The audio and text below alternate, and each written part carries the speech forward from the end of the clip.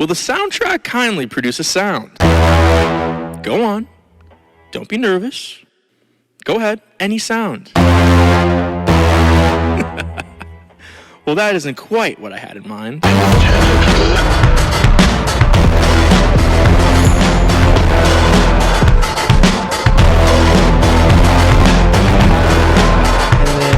seal it up, leave it in my bag, and several weeks later, it will still be just as crisp and fresh. Yeah, it has to. So I don't know if that's probably not great. It's just a really good product. It's meant to be a trail food. So I'm like, well, did you ever make those? I did homemade Cliff Bars before with like oats and like cocoa and peanut butter. Those things last forever. You just put them in the fridge. We do the little like oat balls with peanut butter. Is that so it might be that similar thing? Yeah. Those are good. Those do last forever too. They do. Yeah. Well, because it's all like non-perishable stuff. So it's whatever you had in like a chuck wagon. I'm still trying to get situated here. Yeah, Zach's on the struggle bus. Figure out how I can. So our guest last week was also named Zach. Yeah. It's a trend. So it's going to be interesting. But welcome to Second Floor Experience, Zachary with an H. And I appreciate you coming on. I like to give people a little bit of background. You're actually my cousin. I am. So we're related, which is... by blood. I think my sister might actually be mad because you're the first relative we've had on the podcast. That's so tough. Dang. That's so tough. No, we're going to have her on eventually. But you've lived in Austin your whole life, right? Yeah, for most of my life, and then I did a brief stint at A&M going to school. Okay. Yeah, and so my family, we grew up in North Texas, and so we would always have to come down to Austin for our grandma. Yep. And then my aunt, your mom, and then several of our other cousins and aunts have lived in the area. And so my wife and us moved down to Austin like 2 years ago. Yeah. But you've been here for a while. 30 years? Yeah, literally 30 years last month. No way. Yeah. Yeah, you just turned 30. That's right. Yeah. That's right. How has that been for you? Oh, it's such a ride. Such a ride. No, it's exactly the same. Wait. You said you've been in Austin for 30 years? Yeah. Born and raised. How old are you? I'm 30. Dang. Yeah, born and raised. That's legit, dude. It is. Yeah, That's it's super legit. fun. Yeah, it's... You look younger. I Do mean, I? like, you look like 27. Yeah, I get younger a lot. I mean, it's the height, and then it's also just like I've got a baby face. Like if I shaved my whole face, it would be like a 12-year-old. But I feel like you could also grow out your beard. Have you ever grown out Yeah, your beard yeah. like a lot? Oh yeah, absolutely. Yeah, grew the hair out, grew the beard out, grew everything. Just a chameleon. That's what you do. If you can grow hair, you might as well, right? I mean, like Might as well. I've cut stuff into my chest hair before. It's pretty sick. Yeah, it's a good Well, time. we've had this trend where we've had a lot of Aggies on the show randomly, like people we've just met like once. And we're like, hey, you want to come on the show? And they're like, yeah. Oh, I went to A&M. So I don't know what that's about. Well, the cult spreads really thin, and really wide. So hopefully our net casts as far as we can. Apparently, yeah. Like the girl that we had on 2 weeks ago, she has like this really cool business where she did like personal family documentaries. And she was like, oh yeah, I went to A&M. Yeah. And then the girl we had on, I think on episode 4, Carly, she also went to A&M too, which was really cool. Yeah. I mean, it's like a natural spot, I think, in Texas. Austin has a ton of industry. So once you graduate, and A&M's in primarily like an engineering school, agriculture and mechanics. And that's what the A&M stands for, duh. But most of the people, they graduate out and then they want to go anywhere but College Station, mainly because it's just like the city itself isn't super built out, if that makes any sense. Like the university is beautiful and like immaculate, but then like you drive out on like a county road and it's just like pastures. It's like half by design and then half by like, I don't know, the county's not like mega established. If that makes any sense. Yeah. It's like football or die. Same thing as like Tuscaloosa. Like if you go outside Tuscaloosa, there's nothing. It's I've been there. Yeah. My friend went to Alabama. Tight. Yeah. It's like, it's just everything revolves around the school, football. Full on college town. I mean, that's just what it is. For sure. Yeah. It's close to my face. But okay, so bring us back to kind of just tell us about how you grew up, what it was like for you, sort of your family dynamics. I know some things here and there that like I heard growing up, but I'm 23, so I was always like 7 years, I guess, behind. I felt like, so, by the time you were a senior in high school, I was just barely in middle school. Yeah. So, I mean, like I remember helping you do landscaping. You did landscaping for a long time. Yeah, still do. Still do. My lawns. Yeah. No way. Went out to Lago Vista last weekend. Trimmed some trees. Nice. Yeah, it's good stuff. It's like the best way to get out and like get your first tan of the summer. I did it for 3 years. In Florida. It's worth it. Like it's really worth it, especially here in Texas. Like nobody wants to do any yard work, so you're like, all right, well, I don't mind sticking my hands in some mulch. Like, let's go.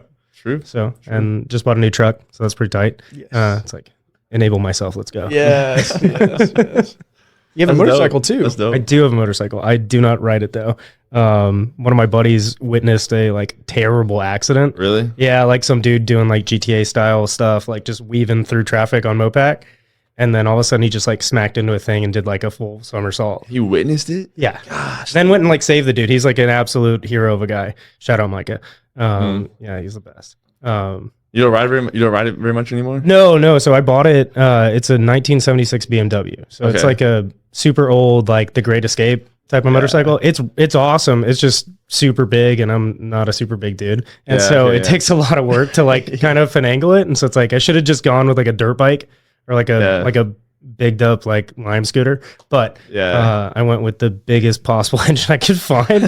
Of course, yeah. You just gotta like launch it and jump to right in the deep end. It's super cool, but like the amount of people that were like, "Hey, I've seen somebody die," so like, maybe don't do that. And I was like, okay, fine. Yeah, it's tough because I've been wanting to get one for a while, but especially here in Austin, the traffic is just only getting worse, dude. So it's like, is it worth it? You know? Yeah, 30 years of watching Mopac be bad. And 183 and 35 and literally every road. Yeah, it's like it's constantly under construction. Yeah, constantly. I feel like if I lived somewhere like, I don't know, a little north where it's just like more like open roads and everything, then definitely I would get one. But I don't know. Well, and I used to only drive it like so I'm trying to sell it right now. So if anybody wants it, they can have it. I have a car payment now. But it was really fun to drive like to and from the gym. So like super quick stops, and like it's only 10 minutes down the road, so you could just kind of like whip it, especially early in the morning. You're going out at like 5 o'clock in the morning, just go lift weights. Like, all right, nobody's on the road. I can like take my little scooter out and like have a good little practice sesh, and then immediately getting out of the gym, it's like, oh, rush hour traffic. So you're like, oh my God, this is terrifying. So I'm just like turning down back roads and trying not to skid out. Dang. Yeah. Sounds like a good time though. I make a lot of really good decisions. Like a ton. I learned a lot of lessons, like an absolute ton of lessons. It's like your top 3 lessons you learned in your 20s. Oh God. Or just a few, like they don't have to be necessarily ranked. Ooh. 5, 4, 3, 2. Number 1, slow down. Just in all aspects. I think that we move really quick. Everybody does. You know, you talk quick, you move quick, get into relationships quick, make decisions super quick. Like I'm gonna buy a motorcycle on Facebook Marketplace today because the rain is like gone. Like literally, that was the decision. And it's like, okay, maybe don't do everything that's super fun just because it's a sunny day.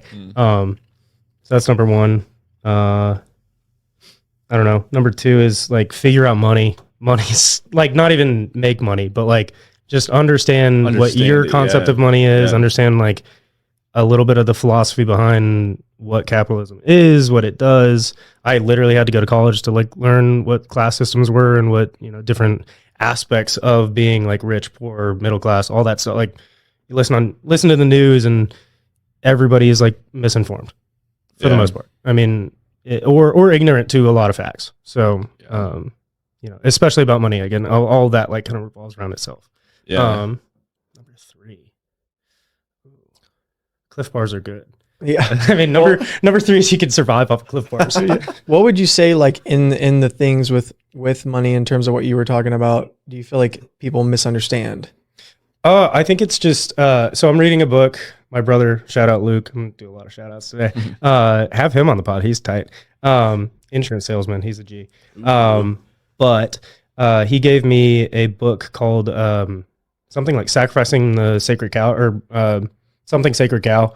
And it's really just about like financial literacy and understanding like how to consolidate debt, how to maneuver around debt and use it as a tool. And then just like general accounting tips, like just the top 10, like accounting for dummies, like is in this book. And it's like, okay, you can use these tools, like take what resonates and then leave the rest. Right. My goodness. Just burping. Sorry, guys. Let it out into the mic, dude. No, I can't. That's so mean. Burping ASMR. That's so mean. But yeah, that's and I'm by no means successful. I would not count myself as a success story just yet. So I'm very much in like the working stages of trying to figure out like not only what does like money and what does success in general mean, but then also like how do you live a fulfilling life, right? Like it's that balance of doing what you enjoy, and like if you can make money on it, cool. But if not, continue doing what you enjoy, and then find those avenues to like make money out of that stuff or survive rather. Because it's not ultimately about making money. It's about how do you secure yourself and secure what you need for yourself, your family, extended family, all that stuff. Taking chances, like going on a podcast, like never done this before. So it's new territory. Dang, dude. New for us too. New mics, new setup. Yeah. We're crushing it. Yeah. Next week we'll be somewhere new probably too. Yeah. Yeah. You never know. You never know. But I mean, as long as you try, right? I mean, that's that's sure. kind of the underarching like theme of life is just go and do it. So, yeah. That's something that's like really, it's incredibly frustrating is that schools, you're just never taught about money. Oh yeah. Ever. Yeah. Ever. No. You really have to go out of your way as you get older to sit down and understand it, or else you never will. You just never will. So. Well, we took, so I was a Boy Scout. I was an Eagle Scout actually, but, you can make a fire and camp out for 24 hours, basically. Like that's it, for the most part.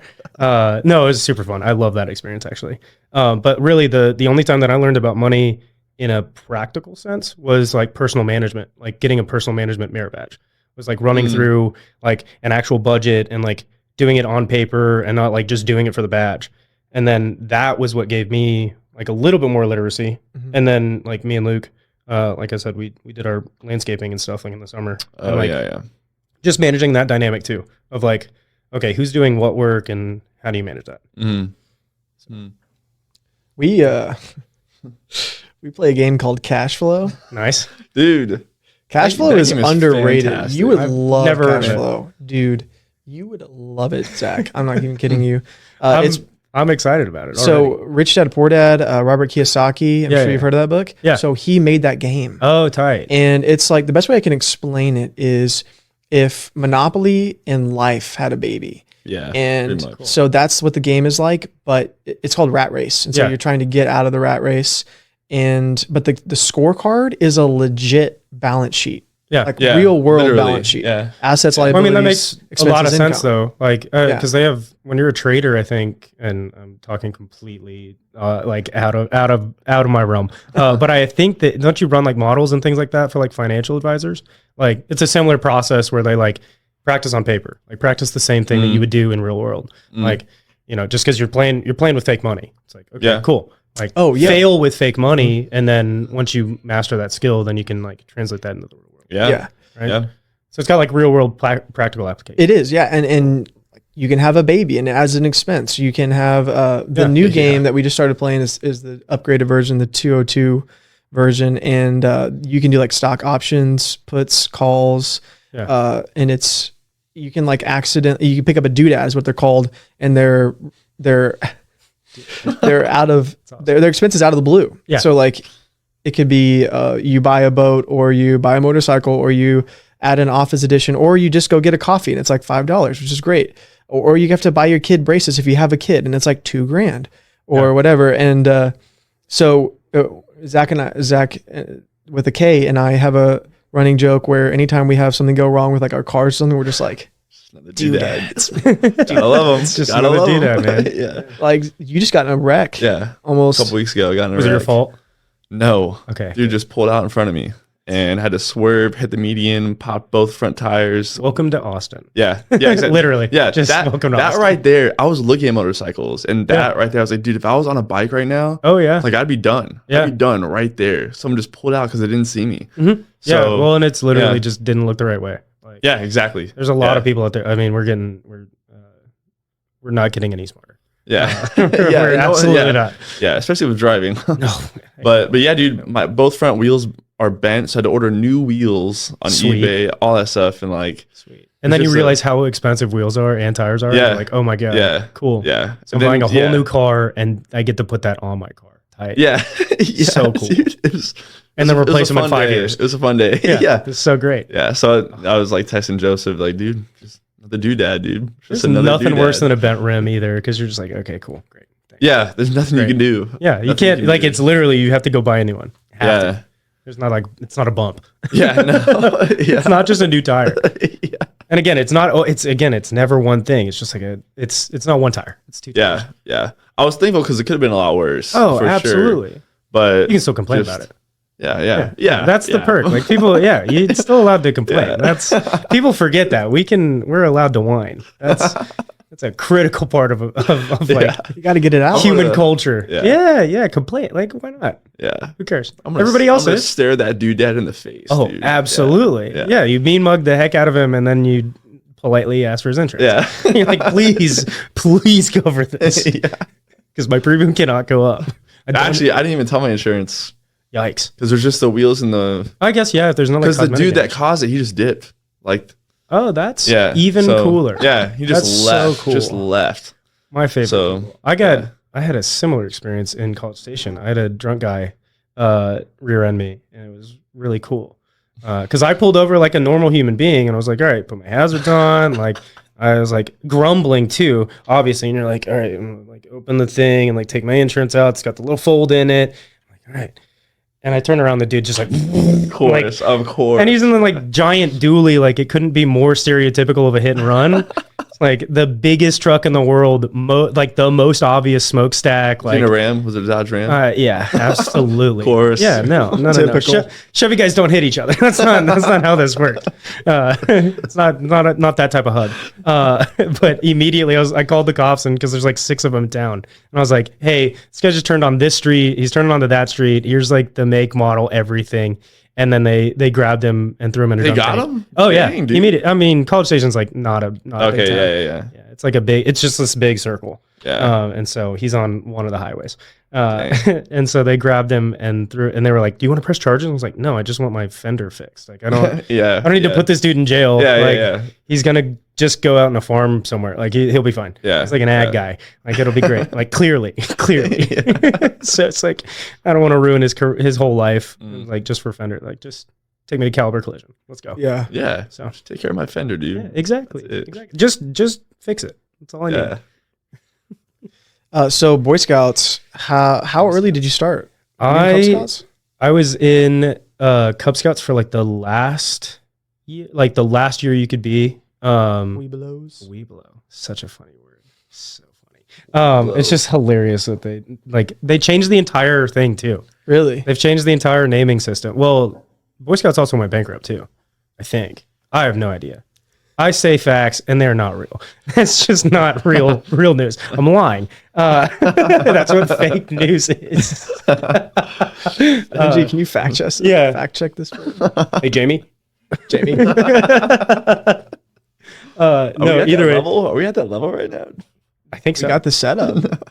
Tim Kennedy sat in one of these chairs, so that's kind of crazy. We're almost there. Yeah. His scent was in here.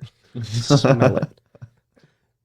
Sorry, continue. No, so yeah, last year of like eligibility in like it's an NIL deal. No, the last year of like eligibility for being a Cub Scout, I think I was in, or maybe I was like a wolf or something like that. It was like 3rd grade, whatever that was. I was very small and had no idea. And then transitioned into, you do the little like arrow ceremony. Yes. Gold? No, it's Arrowhead. Yeah, Arrow of Honor. I don't know. Arrow of Light. Arrow of Light. There we go. The real Boy Scout. So long ago. But yeah, then you did the middle school thing, and you get ridiculed all through middle school because it's like very, very lame to be a Boy Scout and wear like all brown little like outfits and like the zip off pants and like very tall socks. And you're just like the biggest dork. And then you get to high school, and then everybody's like, "Oh, you can make a fire." that's tight. Like, how big can you make it? You can tie knots? Yeah. I mean, way. it was an absolute revelation when I got to use gasoline on a fire. That was tight. Yeah. It's like, I've been playing with matches. Yeah. I've been doing it like small scale. Yeah. I've been hoping to like use gasoline. Yeah. I grabbed like cedar bark off like the literal tree and just like made that. And it's like this tiny little campfire. And then all of a sudden some dude comes over and he's like, yeah, I got like tiki torch fuel. I'm like, I like you. You're really cool. This is cool. Boy Scouts didn't let me do that. But yeah, I went all the way through Boy Scouts, made it to Eagle, did an Eagle Scout project. So I made like a donation bin for my church, just for donating clothes and like other non-perishables. And then after that, it was like smooth sailing. So well, you guys went on a few big Boy Scouting trips, right? we did the big two. So Philmont is like the biggest one. Did you do it? Why not? Wasn't cool enough. What? Yeah. Not cool enough. What does that mean? I don't know. Our troop did a lot of cool things, but we never did like big trips like that. You didn't do like no high adventure? Not in the like big camps like Philmont. Yeah, we like would the go tentpole ones. Yeah, we would go and do some in Colorado or Mississippi, but it wasn't like big names. Yeah. Interesting. Yeah, so we did Philmont, which I believe is in New Mexico. I think. Again, spouting things that I have no idea about. I just walked there. But that the summary of that is we did 70 or 75 miles hiking in the wilderness. Dang. Yeah, so it was, Cow. we were hitting like 15 miles a day, something like that. Blisters. Yeah, well, yeah, you got to move. Like that's the thing about it is like if you're gonna go out in the wilderness, like there's bears. We're walking 15 miles a day. Mm-hmm. Yeah, hiking. So you're carrying your yeah, backpack. hiking, You're carrying yeah, like yeah. 40 pounds in your back. yeah, 50 with water, something like that. Dang. Yeah, because you have to ruck all of your stuff in for the most part. I mean, it's all food. You get like little depots, like every now and then, like there'll be little stays. So you'll do like a 10-mile hike, take a break, refuel, grab water. Like they have like little like scout stations. Yeah. And then you'll camp at night, obviously, string all your stuff in a bag so that the bear doesn't get you or doesn't get your food. And then you like unstring it, put it on your pack, walk 15 miles, go like ride a horse or like shoot a gun, and then you go to bed. And like you just do that for 2 weeks straight. Dude, that's wild. dope. Yeah, it was a really, really fun experience. I'm not like a crazy good hiker or anything like that. And they ended up making me the trek leader, which was super tight. So I had to go tell Nice. like 3 or 4 guys that were way older than me that had like missed the last trip. Cause it goes, the way that our troop went was you had one group go and then it would skip a year and then the next group would go. And so it's like in that chain of like, if you were either an older scout or a younger scout, one of the two, like no mixture usually. And so that way you could kind of come up with like your class a little bit, if that makes any sense. Mhm. But my brother and his best friend were on the hike, and like, again, shout out Luke, you were the most annoying person. I hope you listen to this. And you took the silliest pictures. There's a picture of him doing like a Twilight glamour shot. I will find it. I will send it to you guys. It is so funny. Get owned. Put it in the end credits. Yo, this is little brother action right now. This is I get to publicly own my brother. This is And he this is can't perfect. talk back. Absolutely. No, he cannot. No way. I did hear a story of him picking up this big stick and carrying it like way longer than people thought he would carry it. And Yeah, way longer than he should have. Yeah. He was slowing us down because he was making, and he would. So, we'll get into Luke. Luke is very funny. So and I can say that now because before, like when I was doing it, he was, oh my God, like I wanted to throw him off a cliff. Like legitimately, I was like, we're not making it. Like one of us, it was me, my brother, and my dad. Like all three of us just rocking and rolling. My dad was like taking moist towelette and like baths and things, and then my brother was running off in the woods. Yeah, like seeing your dad go like with like 6 moist towelettes was just like dude wipes, like literally. probably before dude wipes were a thing. Oh yeah, way. Yeah, these were baby wipes. I mean, like let's be real, he's wiping himself down like with like the smooth and soft. Yeah, I'm thinking just like alcohol swabs, like the single use alcohol. It was. Swabs, but, like, I mean, it was that close. Bigger. He took some of them out of the bag and put them in a plastic bag. Like took them from our house. And like he had his own. He did not share. So all of us were just. So there's no showers. I mean, sorry if I didn't make that clear. So there's no showers, and my dad proceeds to get out like this lavender scented like moist towel. I keep saying moist towel because it's the best phrase. But he's just like wiping himself down like in his whitey tighties before we go like on a 15-mile hike. No, I'm not even kidding. He was wearing whitey tighties the whole time. That's legendary. It was beautiful. Jimmy's the best. But my brother, so the annoying stuff that my brother did, him and his buddy Matt, they would walk on the trail and they would go way faster than all of us because they were like slightly bigger than everybody else and like they had good stamina, and Matt was in band and Luke was relatively athletic. So they could like move and like do stuff that a lot of the other kids couldn't. I was in athletics, but like I was trying to stay with the group. Either way, they would jet out and like go ahead of us, and all we would hear, because this is other part of the context, it was half cloudy, half super bright and super sunny. So you get like these rolling clouds where it was like pretty dark forest, and then it would just like hit sunshine through. And so every time they hit, it's kind of like a little burst of energy. It's the like vitamin D kind of Huberman method, like just get some sunlight and like you start feeling good, you get the little rays. Yeah. And so my brother and his buddy decided that every time the sun would come out, he'd go, "Hey, Mr. Sunshine," every time. So it's like 6 o'clock in the morning. You get up like it's sunrise. And the first thing, because everybody's tired, you're laying on the dirt. Like you just fended off like a bear because your stuff is like in a tree. Literally, we saw a bear. It was wild. That is wild. Saw a bear chasing a like small like coyote or something like that. It was, I'll tell that story in a second. And you're not sleeping on like an air mattress or anything. No. This is like, it's, you have one pair of people need pants. to understand it's ground. Yeah. You have ground. Oh, here, I guess I'll break down kind of what we had. That'll put some context. Yeah, what's your loadout? Dude? So, not a lot. So you have like a regular backpack, and it's like that framed backpack. So it's not your typical kind of like just drawstring or whatever. So you have that. You have, I don't know, 3 or 4 liters of water, something like that per day. So you've got like these little like holsters that go up it, and then inside you have, I think we had maybe 3 or 4 pairs of shirts. Or 3 or 4 pairs of like shirts, underwear, socks. Those are like the most essential things. And then we would have a pair of jeans and then like a pair of shorts.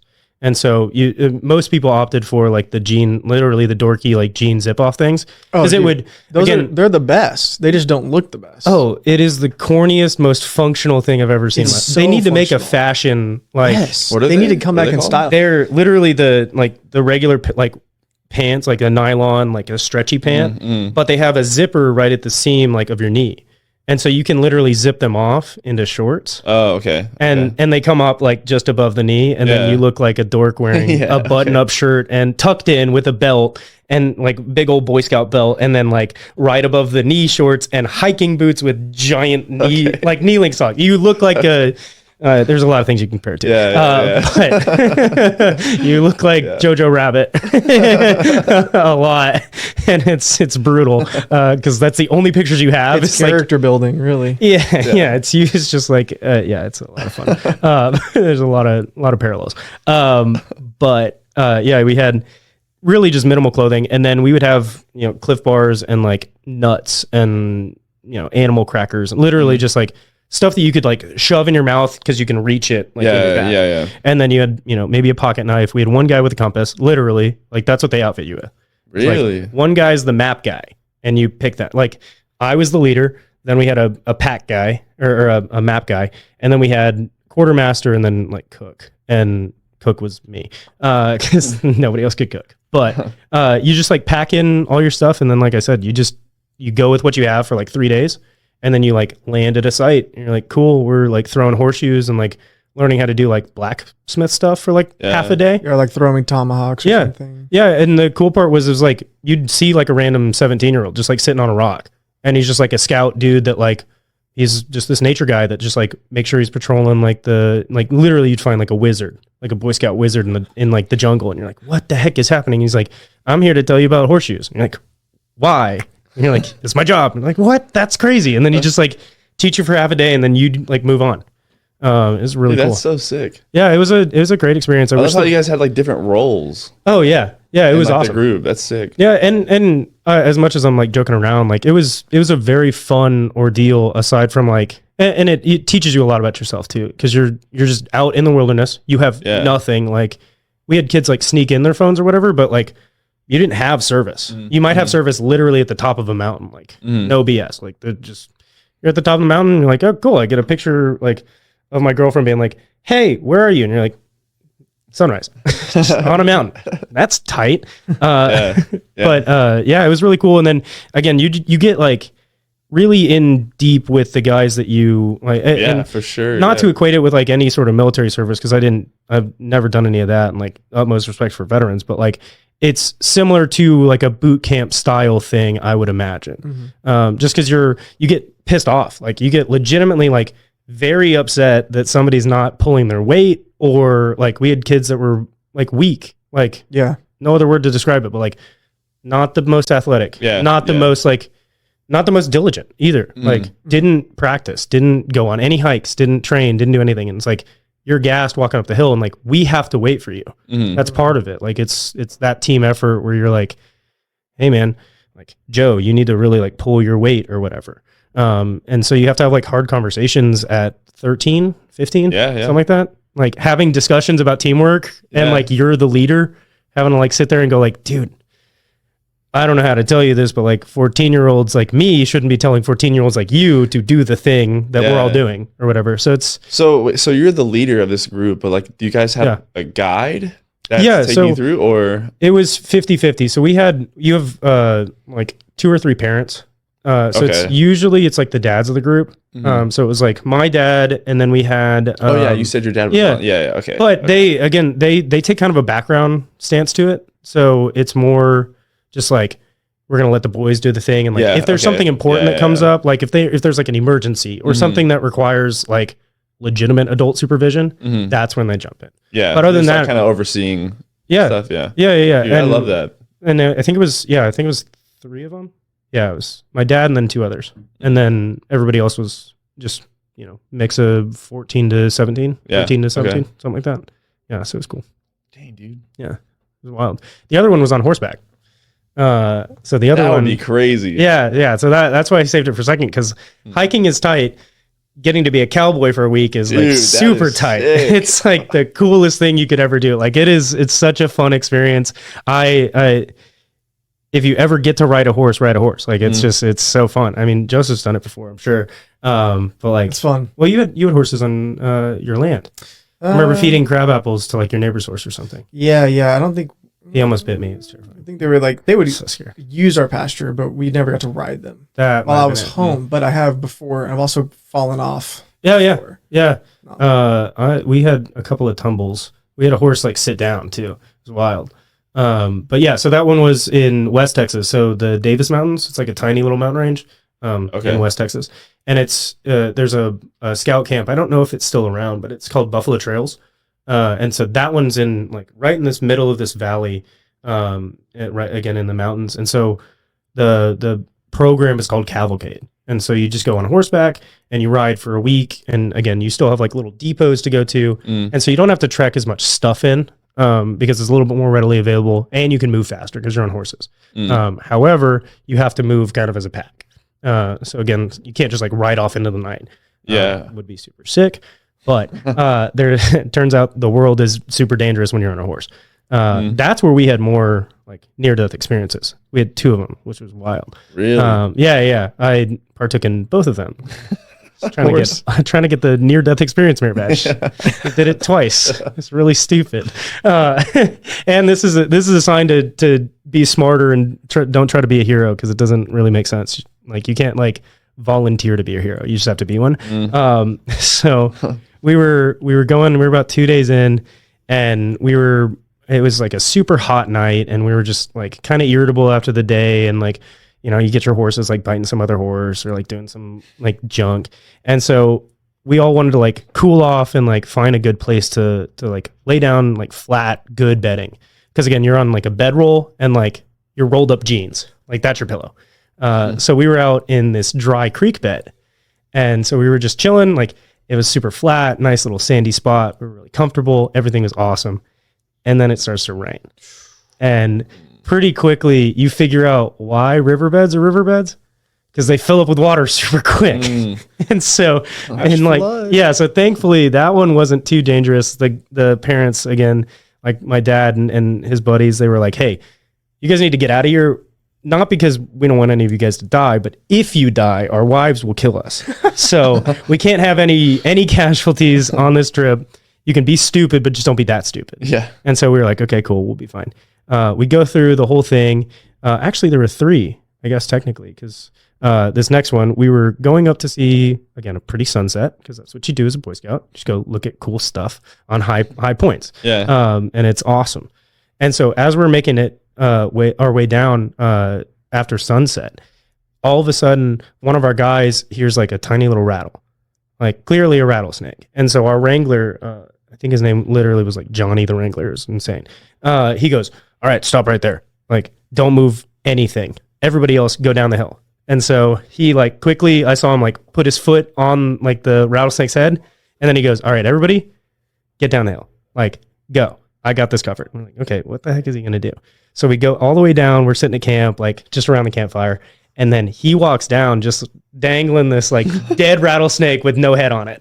Oh, shoot. So surprisingly, he's also a part-time taxidermist. No way. Yeah, so he just sit and field dressed the whole rattlesnake, and he turned it into like a hat band or something like that. Like he took a little bit of salt, because you can preserve skin for a couple days with salt.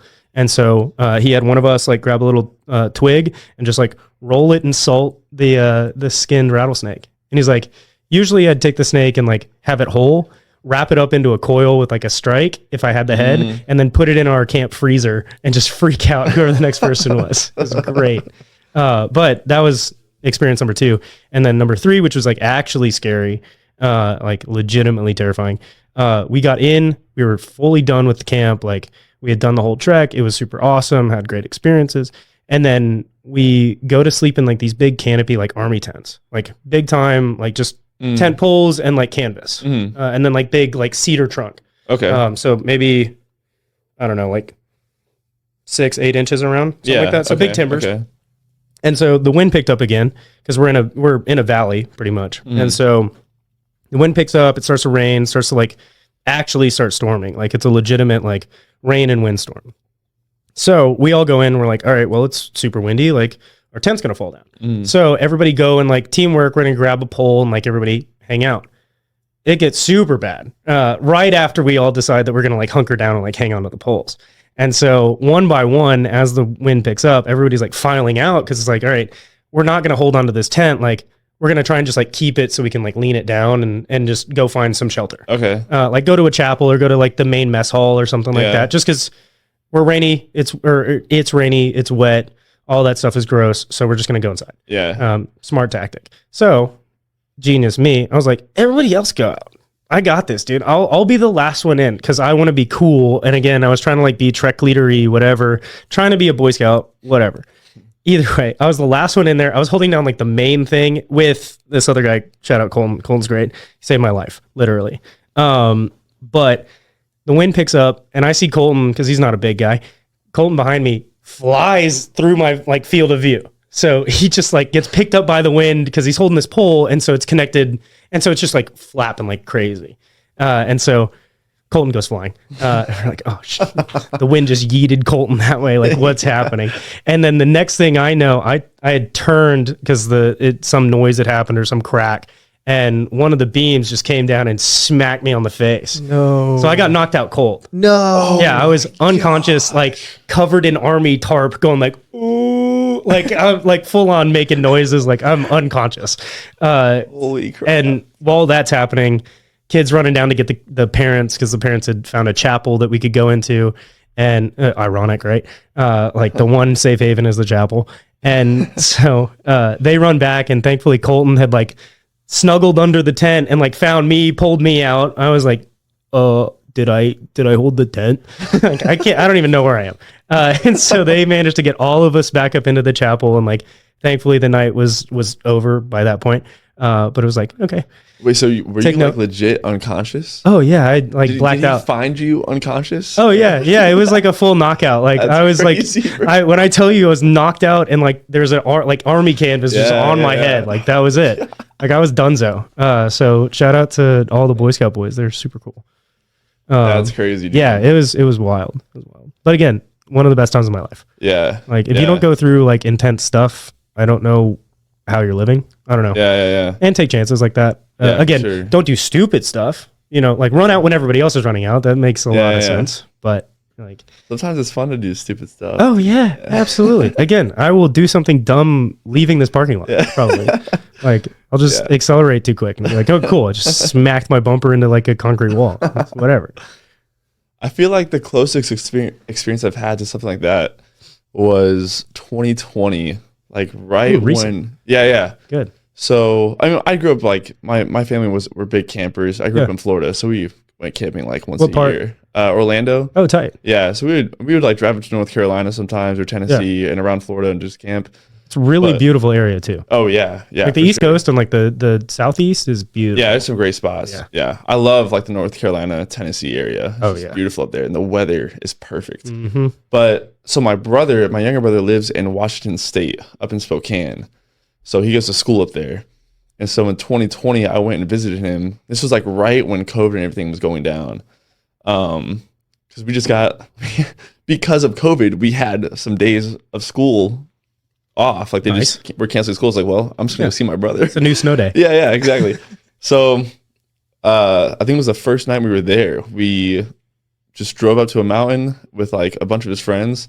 And we all just had backpacks and a hammock and like maybe a couple snacks, stuff for fire. Yeah, we just literally just hiked up this mountain like all night and then just slept on hammocks like on the side of the mountain. Oh yeah. And it was the coolest thing ever, dude. It was so much fun. It's super tranquil. Yeah. Oh yeah. It was amazing. I was not prepared for the cold because I could not feel my feet. Like that's always how it happens though. That like I've had so many experiences of just like clinically unprepared for the cold. I'm just not good. It's always like at night. I don't want to bring a jacket in. That's my thing is like if I'm a hot sleeper. More weight. Like I legitimately like I bought a comforter specifically that's like cooling. It's like I want nothing to do with hot at night. Like I keep my house at like 67 degrees. Like I'm full chilly mode when it goes when I go night. But you don't want to be freezing outside. That's a completely different cold. It's like I go to bed or I get in the hammock at night. It's like, oh, like this isn't bad. But then like as the night goes on, it just gets colder and when colder. You realize how thin nylon is. That 2 a.m. wake up when you're shivering. You realize you have like 4 hours to go till 6. Yeah, because you don't realize like you gotta lay there. The hammock, there's just nothing. Like it's just, the heat gets sucked out from under you. Yeah. Well, because there's nowhere else. I mean, it has everywhere to go, actually. So you're just launching. Yeah. So I remember waking up and I literally could not feel my feet, but I had a sick view, so I was like, "Well, this is dope." Yeah, that's what it's for, though. That's the real struggle. Is like everything about this is screaming like go back in a house, but that like tiny little piece of you is like, ooh, nature. Yeah. Well, it was so sick, dude, because the next day when we woke up, I mean, we were up. You know, it was in Spokane, Washington. There's like this giant boulders that you can climb. So we're all like, we spent that whole day just climbing all these boulders. And I actually had a near-death experience that day too, because my brother's friend, his name was Luke. And dude, he's small world. Yeah. Dude, he was a monster. He would just climb these rocks and all this stuff. Like it was nothing, just like running. Oh yeah. And like, dude, like if you fall, like you're freaking toast. Oh yeah. So I'm like trying to keep up. And I feel like the older I get, like the more, like when I was a kid, I could climb anything. But now, like as I've gotten I tried to climb a tree like 2 weeks ago. It like did not work. Dude, like, I was like, what happened? I had like crazy monkey abilities. This was Alex Honnold when I was 13, but now I'm not. Just goes away. I don't like getting old. Getting old is dumb. It's overrated. Sucks.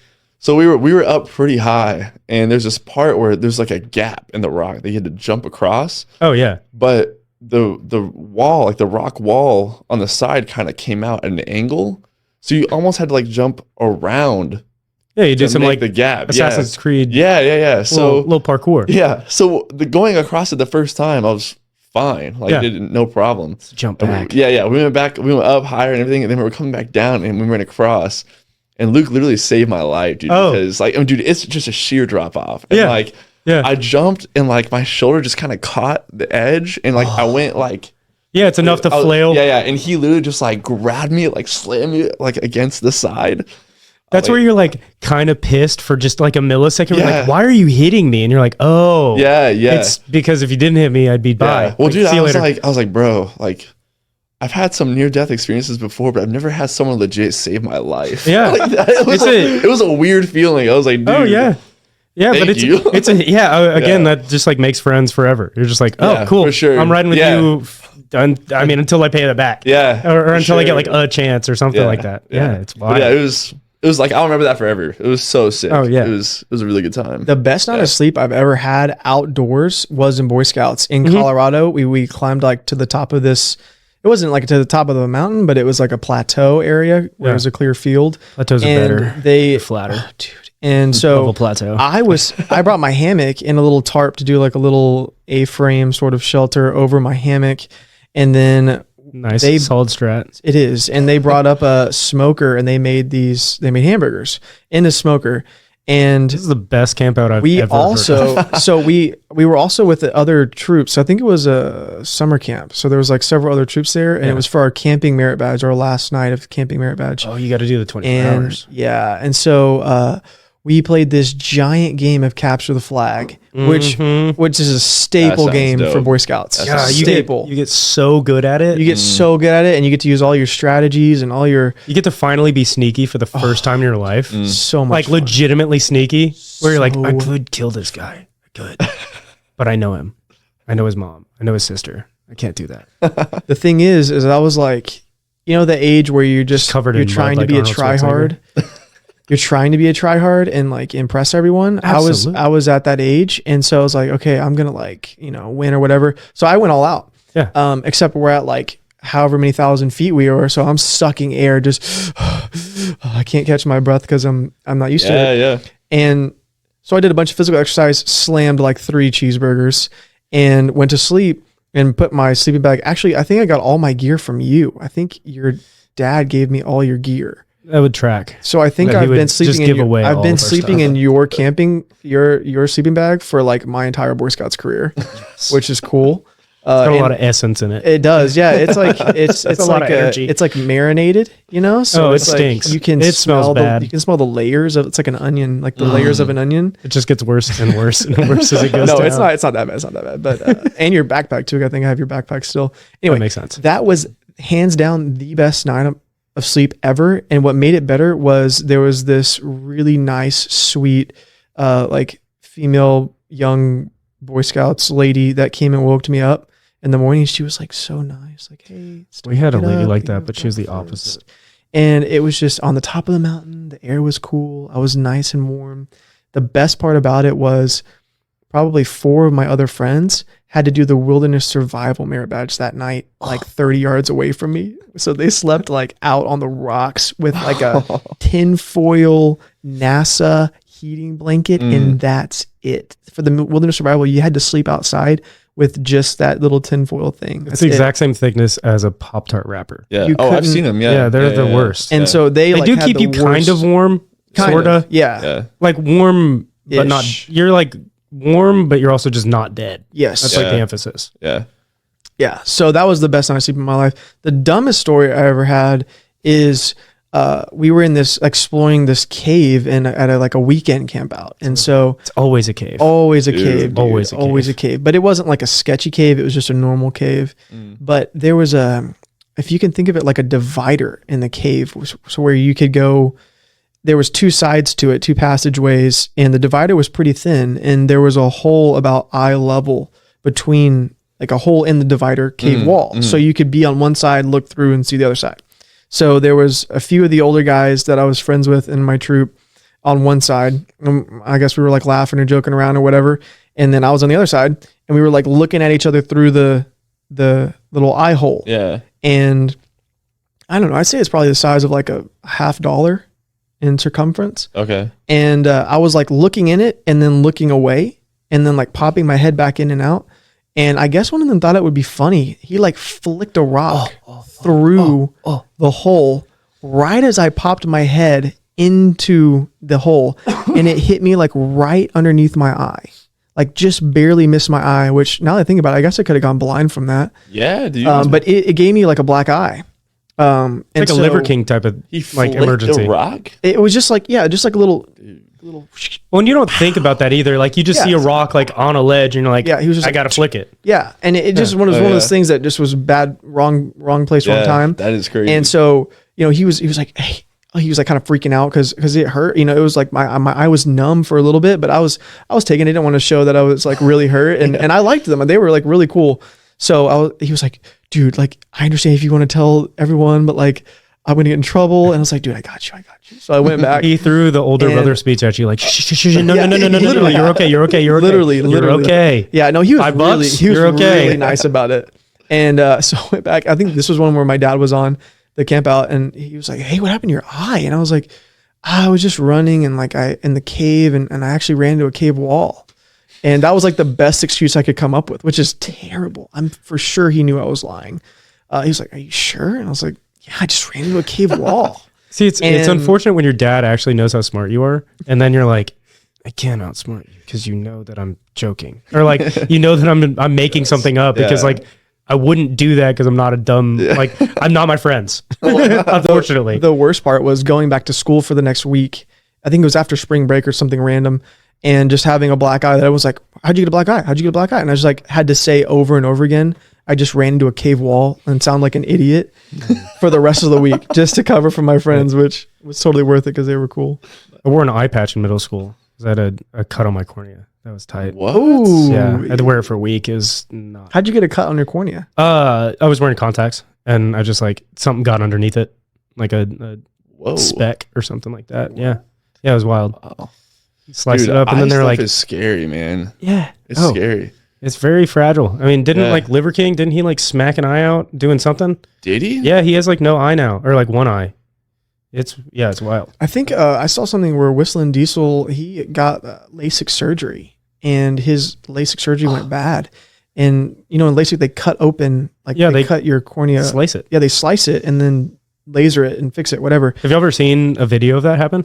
Like, have y'all seen footage he showed of it? He showed footage of his. My dad had it too, so and we watched the whole like we had VHSs of it, but like so we were watching like grainy film of some dude get his eye cut open. They press down. They have to like press your cornea back on it, your eye, like the top of your eye, back to where it'll almost like suction back. Yeah, it's to got to your like eye. fuse. It's got to fuse to your eye again. And anyway, his wasn't doing it. Whistling Diesel wasn't doing it right, and so now his eyes are like really messed up to where he has to use eye drops like multiple times a day, and a bunch of other crazy stuff that he has to do just to see normally. Like he has to wear sunglasses outside and stuff. Yeah. And I had no idea that LASIK could be that bad because all I've heard is good things about it. Well, and they've been doing it forever. They've been doing it for 30 years. Like my dad got it in like, well, maybe not 30, but like at least the 2000s.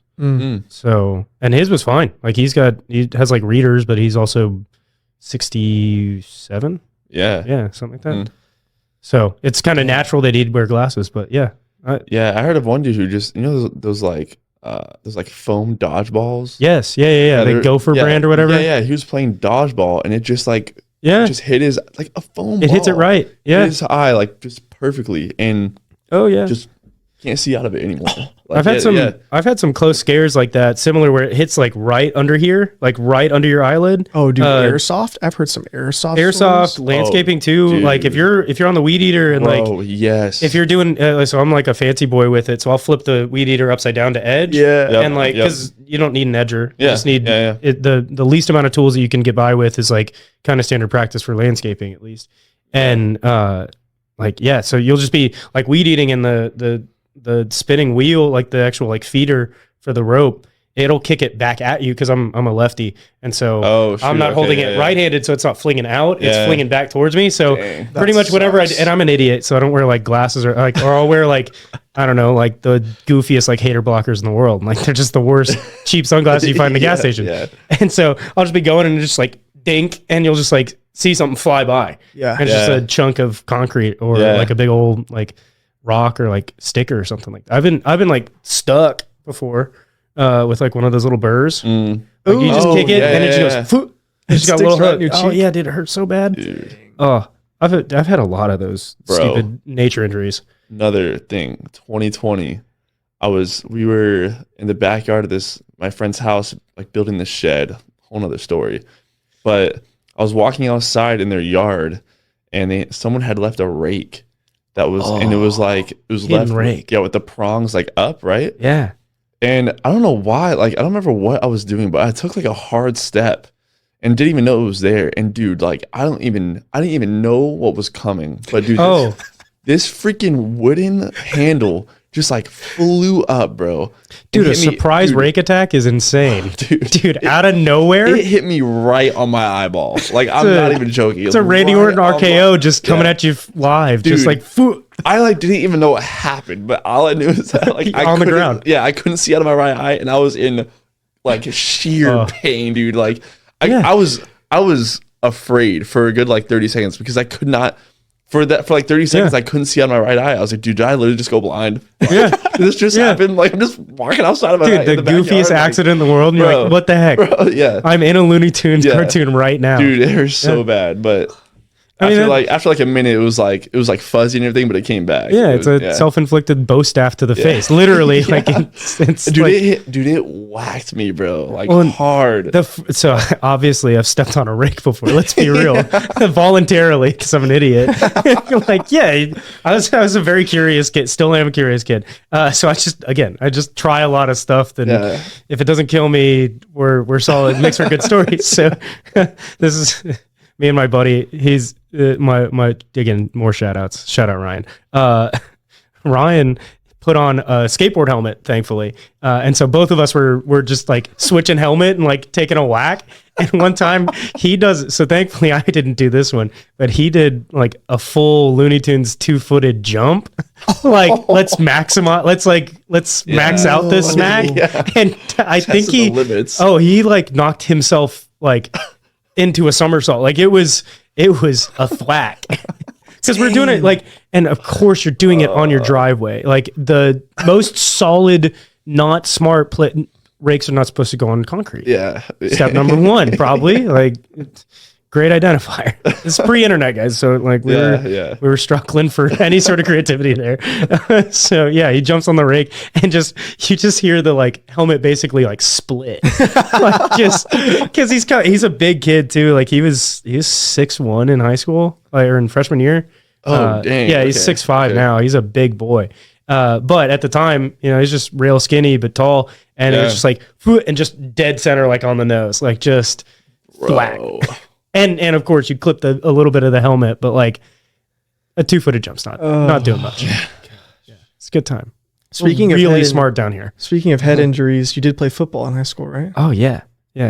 That's why we're so goofy. That's the more head injuries you get, the goofier you get. And hopefully you just max out on goofiness and you don't go crazy. But yeah, I was a practice dummy literally in high school. We had a 6'5", 330-pound tackle, and I played in high school. Yeah, and I had he ended up going to Tarleton for a couple years. I don't know if he ever played anywhere else, but he was literally the opposite of me.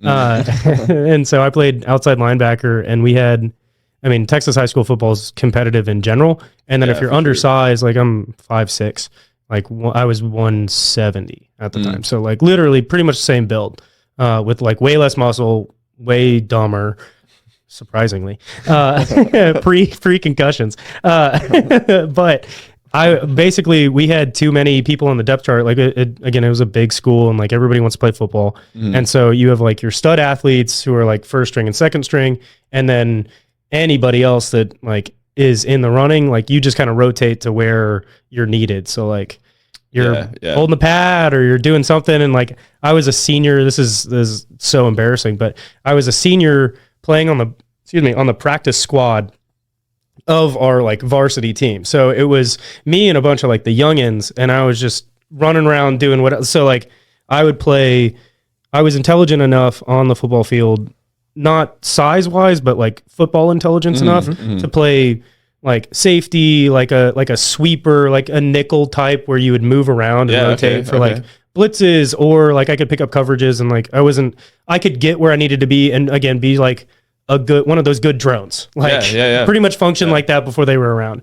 And so I spent my entire senior year doing that, and then I was on kickoff return, so I recovered like half of an onside punt once, like or onside kick. So like not entirely like the glory days of football, but I did get a lot of experience getting hit. Didn't you get an award too, though? I did get an award. So I don't talk about it a lot, mainly because I didn't play. That was my like rationale. So it's the Vista Ridge High School right down the road from here. But it's the Fighting Heart Award. And so essentially what that means is I put as much as I possibly could into the team. So again, when I was like, I got relegated essentially to like the practice squad. It was like, we don't have a fit for you offensively, defensively, whatever. Like you focus on defense, and we're just going to put you where we need a body, right? And so I was like, all right, well, I have to make the best of this opportunity. There's no other way that I'm going to like play football and enjoy it without like putting some good perspective on it. Like that's my whole, I guess if that's like an underwriting like theme, is I want to take whatever situation I have, and you have the two gaps in the cave, right? Like you have your split, and you can either be on the side that like gets hit by the rock or be the guy that flicks the rock. And I was like, all right, well, I want to take charge and like do what I can, right? Like, I don't know, you're literally putting me up against Goliath. So I've either got to be like faster or smarter or stronger. And I know I'm not stronger like physically. So I have to beat him intelligently, and I have to beat him, on skill and technique or whatever. So, and whether that was like actually running plays or just being a heads up like football player. So what I did was I went over to our offensive coach, who normally gives film out to the offensive players to scheme for film and stuff like that. So I went, hey, Coach Brown, toss me the offensive tape for whoever you need as like the stud. Like I want to be the defensive like playmaker guy, and I'll play that role and I'll just mimic it. Dang, like, dude. I may not be 6 foot and like be a like a UT commit or whatever, but I'll be in that position. Yeah. And who knows, if I'm small enough and you throw that ball too low, it's for sure a pick on me, undersized. It's definitely going to be a pick on UT commit or big time guy or whatever it might be. So it's like taking that perspective of like, what can I give to the team and do that. And then I was also like the consummate cheerleader on the sideline. That was another thing that kind of annoyed me a lot. Obviously I'm like a natural like over talker, clearly, but I just took that and like kind of used it to my advantage. I was like, all right, well, everybody else's voices are like dying out, I guess. Like everybody quits we were not good. That was the other part. It was like, we're not a good team. We went 2-8, I think, total. So like we were not good. We were not cohesive. Nobody really wanted to play for each other. And so I was like, well, I'll play for somebody. Yeah. Like I don't know. I want a letter jacket. I want people to think I'm cool, I guess, too.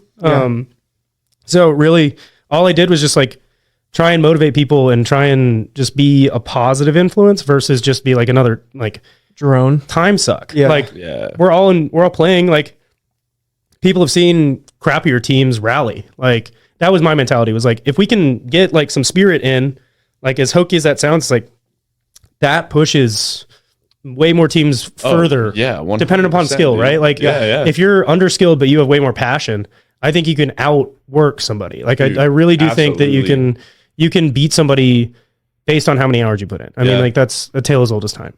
And if you're good, then put the hours in and you're even better. And then you can just like separate yourself. And so that was my mentality. And then long story short, I'm at our award ceremony at the end of the year, and they just called my name up for an award. And I was like, I didn't know I was even in the running. Like I had no clue. Caught me completely off guard. I had like no speech, no nothing. Walked up and I was like, I'm wearing glasses. Like I'm dressed up in like an Argyle cardigan. Like I was more concerned about like making sure I drove my date home properly. Like legitimately I was like, dang, it's a windy road. Like I'm tired. I just ate a bunch of pasta. And then all of a sudden my name's on a school wall. That's like, dope. That's cool. Dope. And then again, it's kind of funny because it was like, all right, well, all the guys that tried and like had stats, like legitimately had stats, like none of them got it. And I was like, okay. I guess maybe it's like something to this. I guess it's like positive mindset thing actually works. It's wild. You actually get stuff for putting good energy in. Yeah. So it was a really like telling experience. Again, like it's again, I'm joking around, but like a ton of lessons to be learned. Like, dude, and you can have fun along the way, right? Like you can do challenging things and you can experience like hardship and difficulty and tragedy and like near death experiences, literally. And then turn around and go, cool. All right. Well, now I know that guy has my back. Literally like that's the, dude. That's the moral.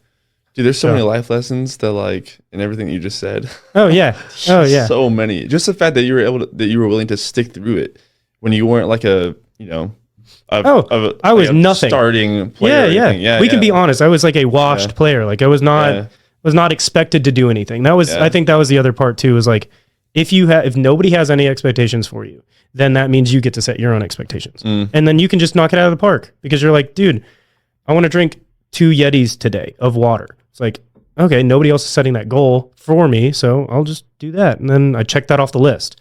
And then in my personal like award bank, I'm like, oh, cool. Name on the wall is school. Oh, drank 2 Yetis. Tight. And then I just like put that book in my pocket. And like, you just carry that evidence book around. And then if somebody wants to challenge you on like your values, your morals, your virtue, whatever, you're just like, look at the wall. Yeah. Literally, like look at the wall or like look at all this stuff. Here, I'll show you all of my receipts. Yeah. So how did you acquire that mentality? Did you have like, was it like a coach or? No, I mean, again, I think it's just as weird as it sounds, and like not to be like a braggart, but like just innate, just been counted out a lot of times, like a ton of times, like been told every single thing possible that you wouldn't want, like in terms of a motivation. So I take that motivation of like, it's not the I'll show you, but it's like you're just wrong. Like you're just wrong. And by living, you know, a virtuous or living a passionate life at the very least, maybe not virtuous, because I don't think you can be virtuous all the time. I think virtue comes when you're faced with hard decisions. And that's when and nobody's perfect.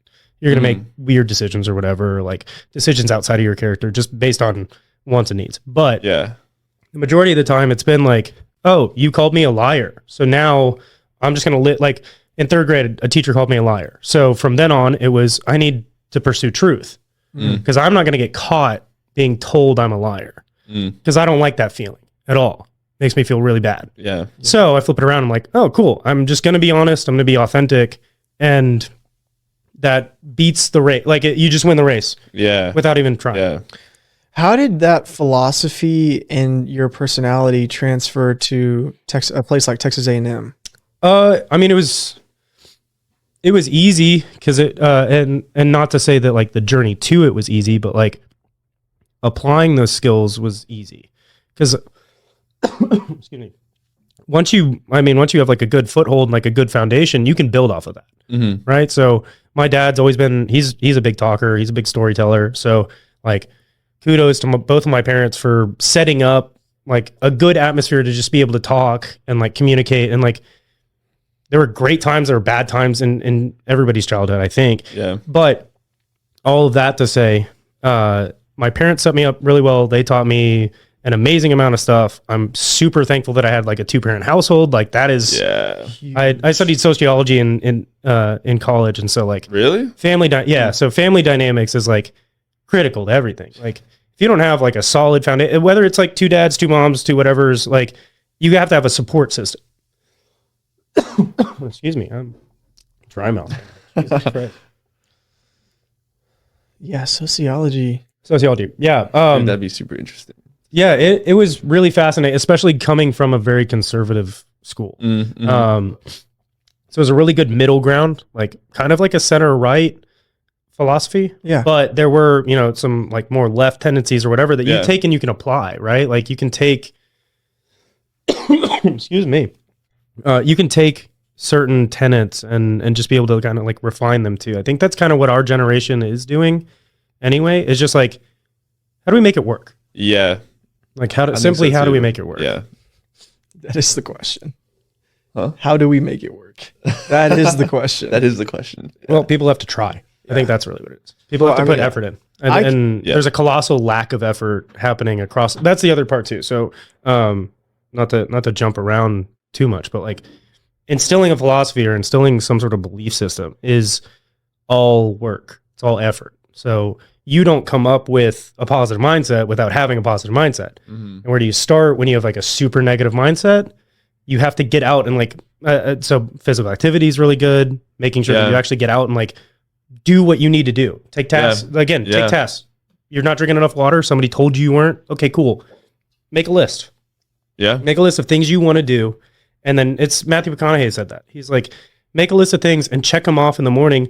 And he said some like super bad quote. He was like, I made my list today and I'm already done with 26 things. It's like, it's 8:00 in the morning. What the heck? What did he do? And it's like, get up, check. Make your bed, check. Like, brush your teeth, check. It doesn't have to be big. Yeah. They're wins. Yeah. Dude, that's stack wins. Positive momentum. Yeah, dude. Are you the upward spiral. Yeah. Is anybody upset when you find like a penny on the ground? No, not at all. If you're smart, you pick it up and you put it in a jar. Like, and and then you have more money, literally. Like, it's such a simple kind of like, again, that's an analogy, but like, I don't know, you go in with no expectations. If you find something that increases your expectations, you're like, oh, awesome. That's my new standard, is like that level of positivity or that level of success or that amount of tasks taken off my list. Like, it's all in the pursuit of accomplishing what you want to accomplish. And that's all set by you, right? Like, nobody can set that. Like, your parents can be like obviously from our family, like our grandparents had a very like Joe Jackson style, like belief system of like, they need to perform. They need to be good at everything. They need to be awesome. And like, it's a good foundation, but you need to understand what you want to be good at, because it's not just everything, right? Like, it's not just like, oh, I'm going to be awesome. It's like, okay, good affirmation. Tight. What are you going to do? What's the physical like action? You're going to get healthier. You're going to eat better. You're going to talk to like less of that type of girl or that type of guy. Like, who's your social circle? Like, well, all of that stuff. Like, all of it's like little bricks and little like masonry things. And like, then all of a sudden you've built a house. Yeah. Off of, and again, like, I'm mixing my analogies, but like, when you pick that one penny up and you put it in your jar, that funds what you want to do. Yeah. So you just stack pennies on what you like, what your attributes are, and you can change your personality too. You can change everything about yourself to fit what works. And it can be like in the pursuit of like goodness too. Like, you can totally set it up to where you have like a selfish-ish mentality of like, I'm going to get my stuff done.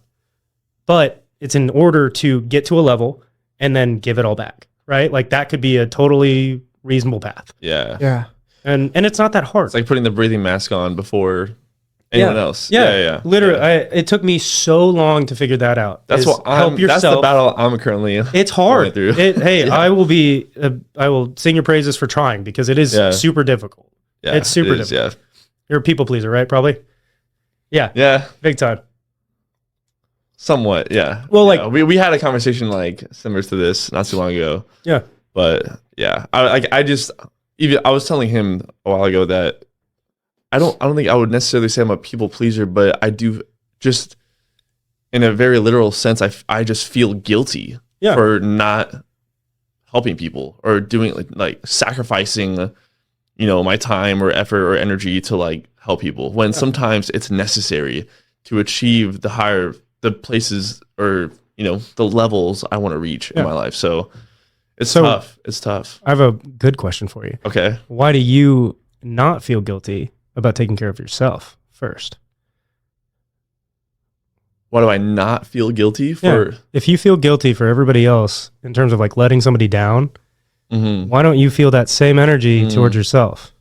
Damn, I'm not doing this. That's a good question. Yeah. And on the other side, why don't you forgive yourself for like wasting time or whatever excuse that you might have for like, oh, it hasn't gone right, or my mentality's wrong, or whatever. It's like, mentality's not wrong. It's just out of focus.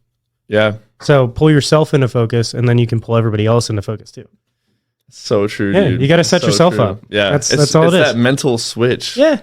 You have to make. Yeah. Yeah. You can't get up in the morning and wake everybody else up unless you wake up, right? Like, it's whatever analogy you want to make, but like, it's all of the ones that are put yourself first, get yours, and then the leftovers is like what you can give to everybody else. Yeah.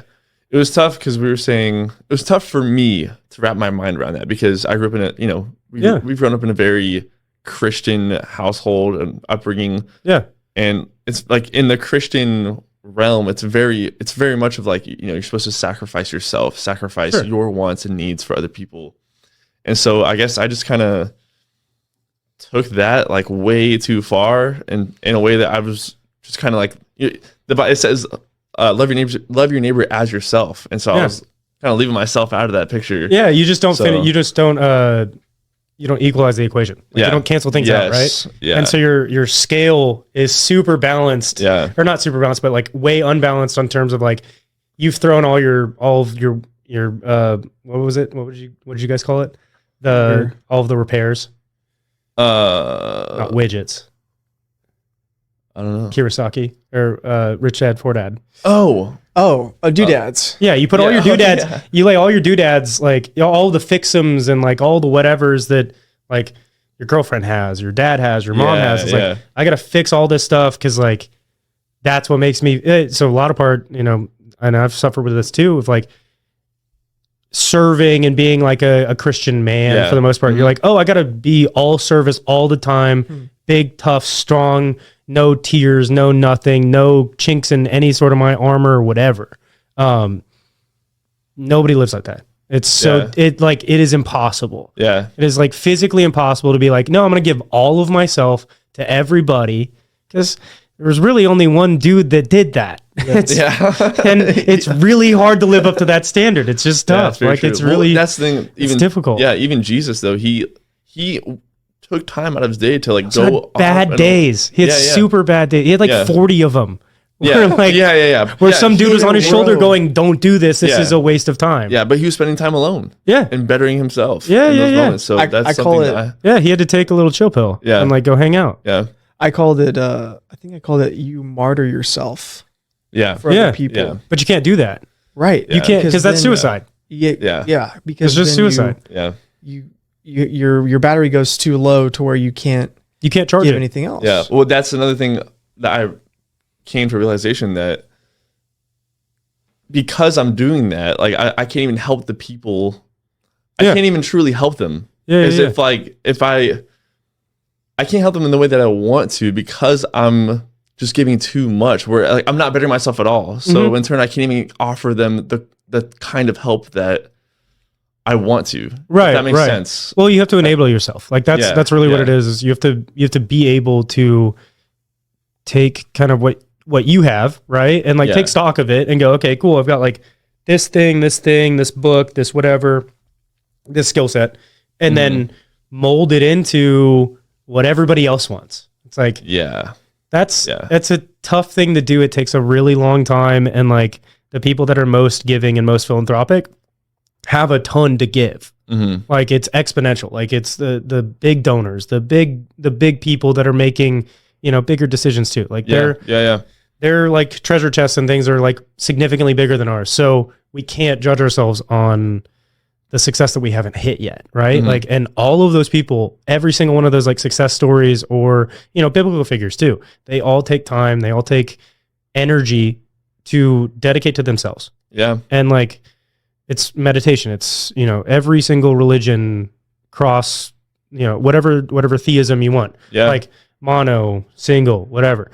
Like everybody has, hey, go chill time. Like go pray, go meditate, go spend time with your own thoughts, because your own thoughts are not your actions, right? Like that was another thing that I had to learn. It was like, I have a overactive mind. I was very curious. I was in, there's another, just add it to the weird list of things that I've done. Oh, black belt. That's another one we could talk about Taekwondo, too. Right?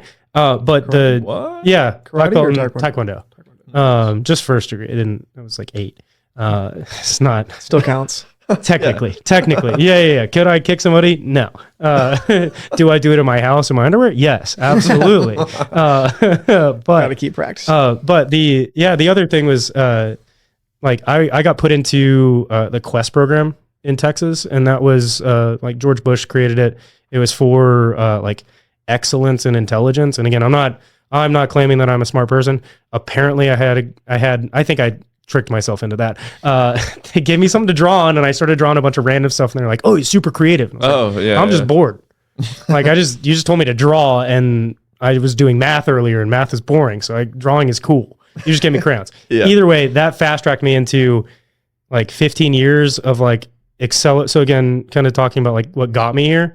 So Quest was a big part, because it, from kindergarten up until junior years when the program ended for me, it was, how do we take, in their words, not mine, how do you take above average intelligence, or, you know, they call it like exceptional, gifted and talented, whatever it might be. Take those kids, make them do independent studies, research, and then present to an audience, which is usually your peers. So in kindergarten, I was talking about forest fire prevention at 7.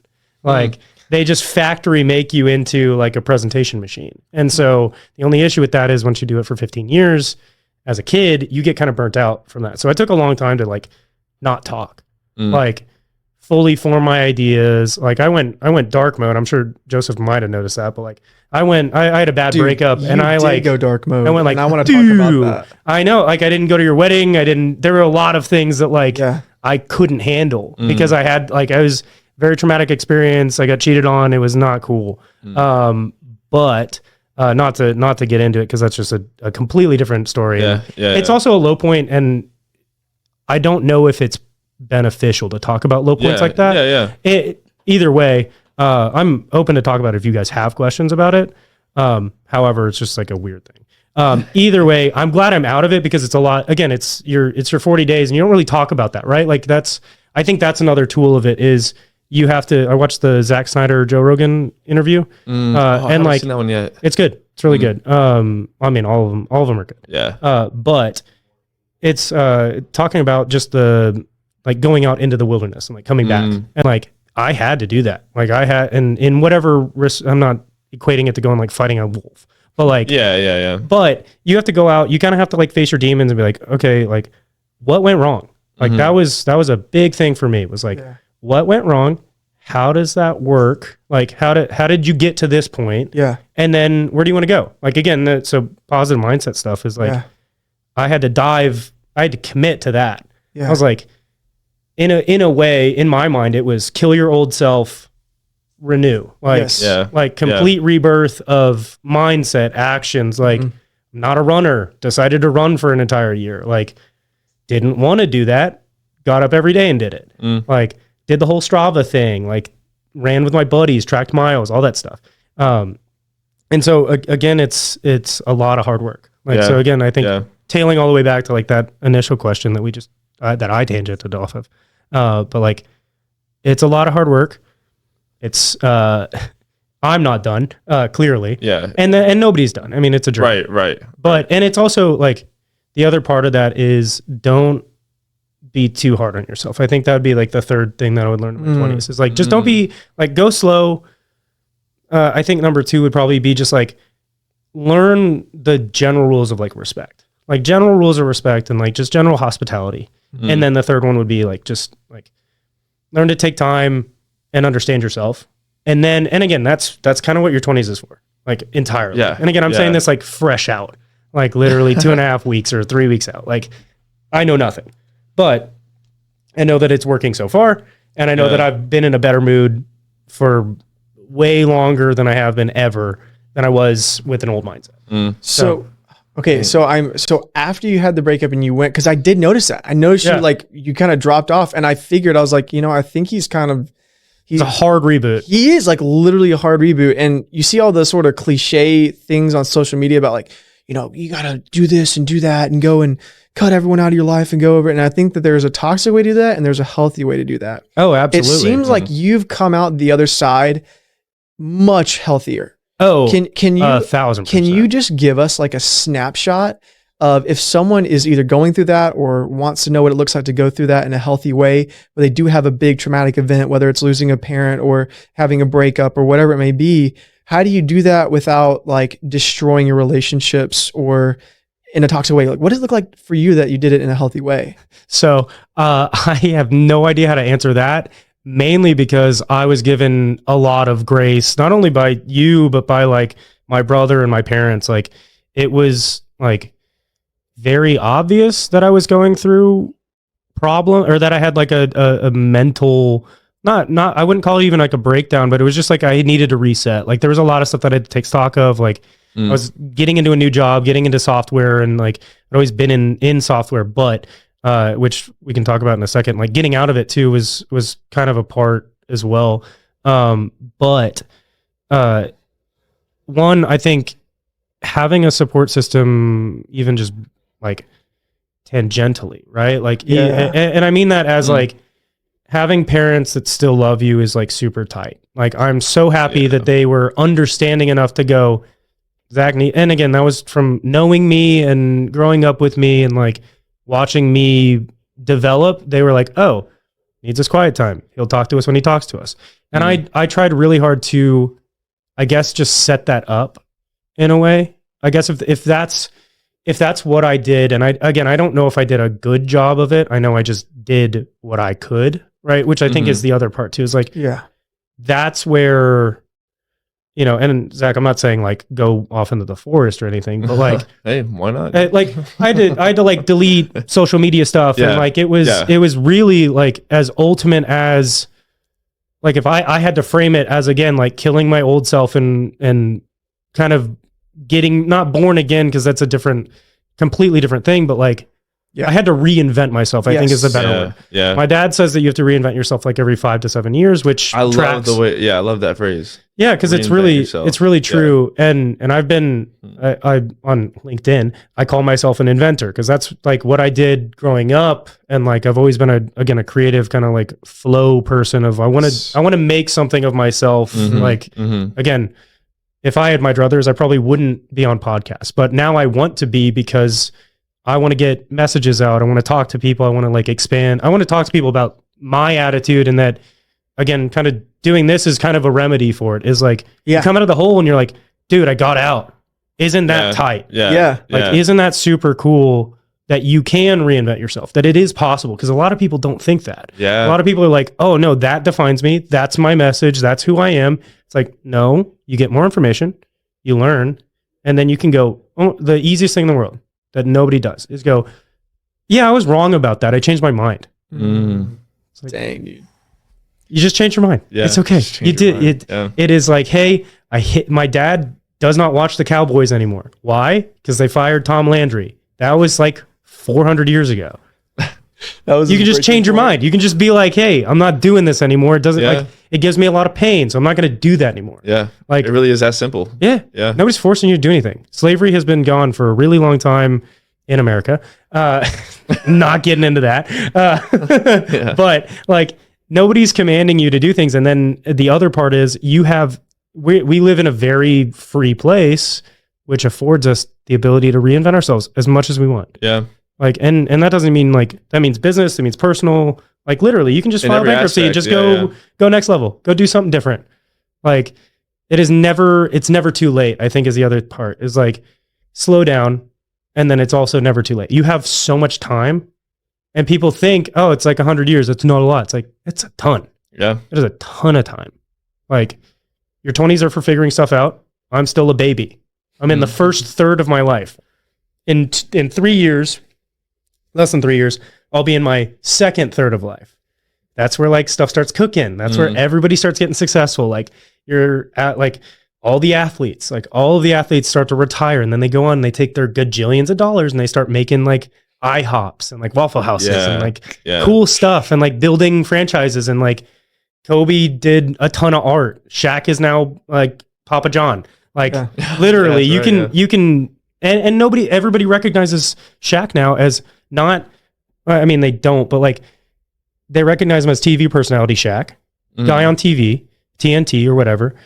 But there's a whole life that he lived prior to that that's dominant basketball. Like you can live so many different lives. You can tell so many stories. You can horseback ride and hike and be a black belt and win an award and do all this like cool, fun stuff as a byproduct of just living, right? Like you just got to pick it up, right? Like that's kind of the motto, is like, just go try. Like go try, because you have no idea what's going to happen on the other end. And most likely, if you stay alive, it's super cool. And it's at the end, it's a super cool story. Yeah. So like you're not missing out. Yeah, I feel like that was kind of hard for, I think, me, and I think a lot of people our age coming out of high school, is that there's so much pressure. To like, you got to find one job and just work at it for the rest of your life. When, as I started to talk to other adults and even like professors at SAGU, I just realized, wow, like, okay, this guy is a professor right now, but he's telling me of all these trips that he's been on and these different countries, like all these other lives that he's lived. Yeah. I'm just like, dang, okay, so I don't have to do one thing for the rest of my life. Indiana Jones was a treasure hunter and a teacher. Yeah. He did that stuff on his weekends. Yeah. He went and saved the world 3 times over, 4 times over if you count the alien one. Like Don't count the last one. The last one was really bad. Dude, I didn't even watch it. I am a diehard Indiana Jones fan, and the last two killed me. I was pissed. I'm sorry. Just like watching him kill Nazis. That's all I want to see. Just it needs to be. They need to do Sisu, but like dude, that was a great movie. I haven't watched it yet. But you haven't seen? Oh, dude, it was. So I'm speaking, completely out of turn. But like, I saw the preview and was like, okay, knife to face. I'm in. It's very entertaining. Yeah. Gold, knife to face, sold. Yeah. Anything hitting me in the head is like perfect. Okay, so I have a question. I'm not sure how to phrase it. Well, shoot it before you go. Really quick, do you hear that? It's like a very like airy noise, like an AC. Yeah. It is the AC. Okay. It's all good. All right. Yeah. We'll go. Yeah. I can. It sounds okay though. Noise reduction that out. I'll de-noise that. Noise. These noise. Yeah.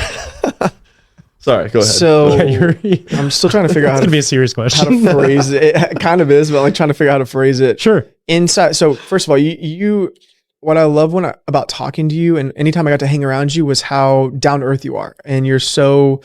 You're Dude, fine. if I was floating, it'd be wild. Yeah, it would be wild. And just talking to me, you're so real, and I feel like in a world where social media can be so fake, and so entirely. And you're fine with just being yourself up front with people, which I really respect. And I'm really curious, like, how was that? I guess. How has that been in sort of the dating scene after college, where you've sort of reinvented yourself and you're okay just being you? You don't have to put on this persona. Do you find that that's more accepted than you thought, or not so much? It's accepted with people that are also like that. So if you find authenticity, it's kind of like with like, if that makes any sense. So and like there's the laws of attraction type stuff, and I haven't gotten into any of that in depth, but in practice, like in general terms, it's like, okay, if you want this thing, you have to act like this thing. So like for me, relationships are really important. Like, especially now, like I had no friends. I had, very few friends. COVID was very like physically, mentally dark, like all like negative experience. Duh. Everybody had a negative experience during COVID. Everybody kind of found themselves a little bit more in COVID, and you can kind of like, you can see where the world kind of shifted towards truth a little bit in a weird way. Like 100%. Where you go, oh my God, I didn't know we needed to shift this bad. I knew that people were being dishonest. I knew that people weren't telling, exactly the right truths, or they were just selling a really terrible product on like self-help or buy my class or do whatever. And it's like, okay, if the whole aim of you being positive is only to make money, that's the only result, then you're doing it wrong. And you're being inauthentic in that, right? Like in essence, you're being inauthentic. So, but to go back to your actual question, dating is super weird now. Just not just for me, but just I think in general. Yeah. And I think it's tough because we're all doing like a value credit check on everybody. So you find somebody on Tinder or Hinge or Bumble if somebody decides to message you, and again, I'm one of very many people that like the social media, like the dating apps don't work. Like it is literally, and I'm not like heightist or anything. I make a lot of jokes about height and stuff, but like, it's not exactly weighed towards like shorter guys or whatever, or there's not the personality doesn't translate, I think is a better way to say it. Yeah. Like it's all attributes, it's all player stats. And of course, you're gonna act like you want. So true. Yeah, you want Bama. You want like the 6'6" dude that can launch, or he needs to be a stud linebacker. Like he's got to be a first rounder. That's it. And again, you're Akron, Ohio. You're the Zips. You're a D3 school. Like, and I'm saying that as guys and girls. Like you need to develop your own program, right? Like you need to be the best. Like. I took the Toledo Rockets on NCAA to the championship like 8 times in a row. I had 43 sacks as a defensive end. Like you can make a team super good. You can, and you can pad up the stats as much as you want. But all of that has to be, I think, in the physical world. I think that's really my viewpoint on it is I think not that we're seeing the death of like dating apps or anything like that, but there's a severe lack of appetite for all things social in terms of media, right? Like, yes, TikTok's booming. Yes, Instagram Reels. Yes, all this stuff where like it's really good marketing stuff, but it is becoming, you know, kind of like YouTube where it's like, you got to watch those 2 pre-roll ads. Now it's 2. Yeah. It used to be 1. Now it's 2. It's 2. auto. Yeah. And so if they're Sometimes doing, you can't even skip them. no, like yeah, that's it's My insane. gosh. It's like, I didn't want to watch 4 minutes of this movie. Yeah. I'm like trying to watch this like outside of my shower. Yeah. Like, this is because I forgot my headphones, forgot my speaker, whatever it might be. I don't wear headphones in the shower. I've never done that. never broken 3 sets of headphones. It's fine. Just forgot. Again, I'm so smart. I'm so smart, guys. Either way, I don't know if I answered your question really at all, but I've drilled down way harder on the boundaries that I've wanted to set, and then my expectation of, first and foremost, myself. Like, what choices do I want to make? Do I want to go out to a bar? Do I want to get super blackout drunk and then find whatever body might be the body that's in focus right now, or in threes? Like, I'm seeing 3 of this girl. Awesome, cool. I'm gonna take these girls home. Like, that's a terrible viewpoint. Like, you're swaying and falling down, and your judgment is clearly not there. And I'm not saying don't go out and have a great time with like your boys. I'm not saying don't make whatever decision you want to make. That's up to you. For me, I don't need to get blackout and make a decision that I regret. Or involve myself with somebody that I don't want to involve myself long term. Like, there is no point. It doesn't activate anything in my head, whether it got knocked out or otherwise. Like, whatever that bug is of like social dating and like even like promiscuity. Like, again, no judgment, do your thing. Don't really care about other people. For me, too many names to keep track of. It's too many things. It's too much drama. I know people that like their whole goal is to like go sleep around. And again, I'm not advocating for any sort of lifestyle, but like, it seems difficult. It seems like a freaking chore to like balance these girls' numbers or these guys' numbers in your head, because you can't put them on your phone because somebody might check your phone because they don't trust you because you took them home that one night, and then all of a sudden you started talking to their best friend and you somehow managed to finagle your way back into that person's life. It's like, dude, you are on a soap opera. You're on a soap opera and you hate it, and you talk about how much you hate it, and you keep doing it. It's like, why are you doing it? Like, and it's because your friends aren't telling you. It's because your friends aren't telling you, and you're not taking stock because you're just, again, you're not really taking time for yourself and going like, oh, I can't be alone. Like, we all know people that can't be alone for 15 minutes. I need somebody. I need somebody or something. I can't even like, they've passed their anxiety onto their dog. Like, I can't even be without my dog. Again, service animals, not knocking that stuff. Yeah, 100%. Yeah. Of course. Totally get it. Mental health. I had a dog. He died. I cried a ton. He was like a legit godsend to my life. Yeah. Either way, I could go outside. Like, you have to work yourself to a point to where you can get outside or you can be active. And again, bring your dog. Nobody's saying don't bring your dog, but like, be okay with being alone. Yeah, you need time. You need time to process your thoughts. Because I think I said it. I don't know if I expounded on it, but like, you are not your thoughts. Your thoughts are thoughts. Your conscience, your virtues, your morals, your beliefs, all of that stuff that turns into kind of who you are as a person. All of that stuff is completely divergent from your thought process. Because you can be a genius. You can be a genius, or you can be a high level like engineer, or, you know, just somebody, and then have no social skills. So like, your brain can divide in terms of thought process and like very clearly single things out. And so if you get on that so tracking it into positive mindset stuff, if you have a negative mindset and that is the only thing that you practice, and you get up in the morning and you're anxious, and you get up in the morning and you're like looking around, it's Tony Robbins did this with Theo Vaughn, where he's like, look around the room and look at everything that's like yellow or orange or whatever it was. And he like spots it. And then he goes, okay, now tell me everything in red. And it's like, if you focus on the thing, which most people, a vast majority of people now go, dang, the world, it's a terrible idea. What time? That's a perfect analogy for flipping your mindset. It's like, that's so dumb. can't wait. Like, I don't know. That's the only time that I rush in is when there is like a negative thought or like, oh, there's some sort of, again, maybe I'm just more like risk ready or less risk averse or whatever it might, maybe it's a knock to the head. Literally it might be, maybe my judgment is bad, but for whatever reason, the guiding path for me has always been dive in. Like if you're going to do something, Ron Swanson it, don't go half-ass, whole-ass everything. Yeah. Like if you're going to whole-ass it, do it. I mean, what is the point? There's no point in doing like 10%.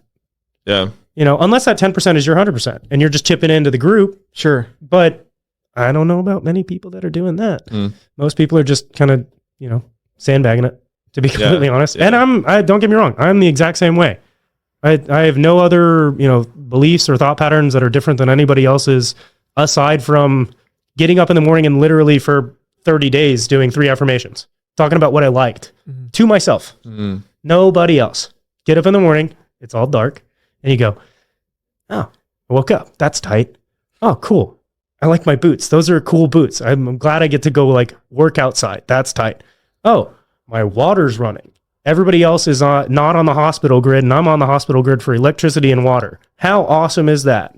Can't believe that I picked the right apartment. Can't believe that my grid, aside from everybody else in Texas, doesn't work. It's like, super happy, super stoked on that. Yeah. That's cool. Water is tight. Like, that's awesome. Because I knew people that like got snowed in. Like everything can always be worse. It can always compound. And most likely it's what is that adage? Like if you had to swap, you know, issues with somebody, you'd gladly take yours back or something like that. Where like that it's a laundry list of things that other people are dealing with that you have no idea about. Right. And so it's like, it's again, who am I to judge? And then 2, like, I don't know. Everybody's got so much stuff going on. Like the last thing that they need is another negative Nancy. Yeah. Like straight up, you don't, why would you be the negative dude in the group? Yeah. That sucks. Nobody likes that guy. Nobody. Or that guy doesn't end up hanging out with you ever again. Yeah. Like they hang out with you a couple times and they're a sad sack. And then you're like, dog, stop talking. Like, I don't know how to tell you, like whatever you're saying is like not, it just doesn't, you can feel that energy. You can totally feel that energy of just like, it's an emotional vampire type of person where you're just like, dude, stop sucking the energy out of the room. This would be nice. It'd be nice to just like have a chill time with you. I want to know who you are as a happy person. Yeah. I want to know who you are. Like when something sparks joy in your body, like in your life and in your body, like, oh, you love bowling? Let's go bowling. Like I want to see you stoked that this thing is happening. Like that's one of my things too, is like getting to know people, you know, and it's a protective mechanism sometimes too, to be completely honest, of like, I don't speak a lot about, like, aside from literally this podcast, like I don't expound on a lot of ideas. I don't talk about a lot of stuff aside from what I post on social media, which is fairly rare. I need to pick it up. It's part of my job, but, and apparently people want to see me on screen or have like my ideas. So I'm going to continue to do that. I enjoy when you post. I appreciate really that. You're a great cook. I love like seeing your meals. You do your workouts and stuff that are really practical. It's dope. I just try to live. I think that's really the other part too, is like, I'm trying to enjoy what I'm doing. Like cooking for me is really fun. It's inventive. It's creative. You can make the most simple dish taste amazing with like 6 ingredients. And all you need to do is see somebody do it first. And then like, that's the other part, is a lot of people don't see, which again is why I want to be on podcasts and do more stuff. Is just like, there is a way that's alternative, you know, like there's a third party. There's a dude like RFK.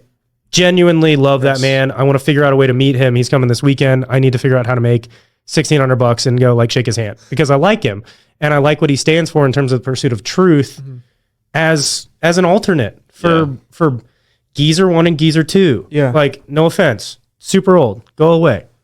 I feel bad for you old people. Like I want you guys to be happy. I don't want you to deal with this stuff. I don't want my dad to be president. And he's like 15 years younger. It's like, I don't want him, and I love him to death. Isn't that so crazy? It is the weirdest thing. It's elder abuse is what it is on both sides. On every side, they're going, holy moly, this is the only guy we've got. It's like, oh no, we're in big trouble. It is very strange.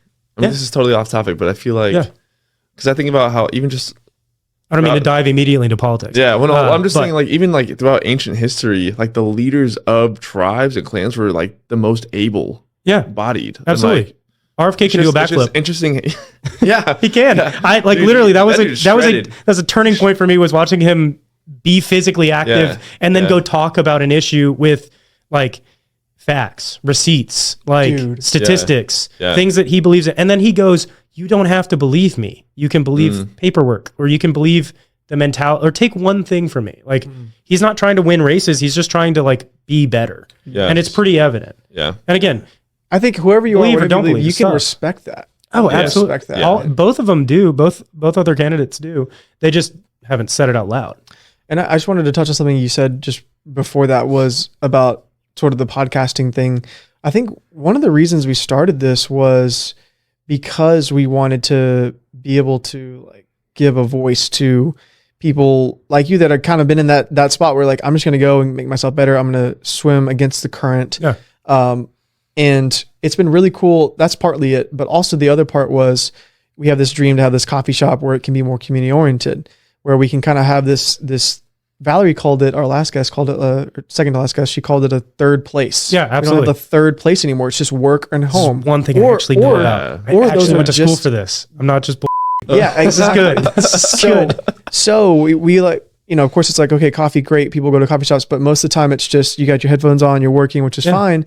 But there's no place besides maybe like if you found a great church or something, or like a freaking softball team, just these random outlier things to find healthy community, to go through something like you went through, but to have people around you. Like, what if you didn't have parents? What if you didn't have these things? Where would you go? And it's like, what if you didn't have a good church? What if you didn't have these things?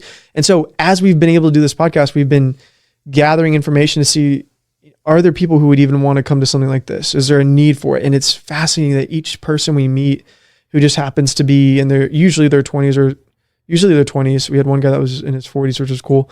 But to see that there is a very clear need, it's actually bigger than I thought. And it is the most important thing. It is huge because social media has taken over that.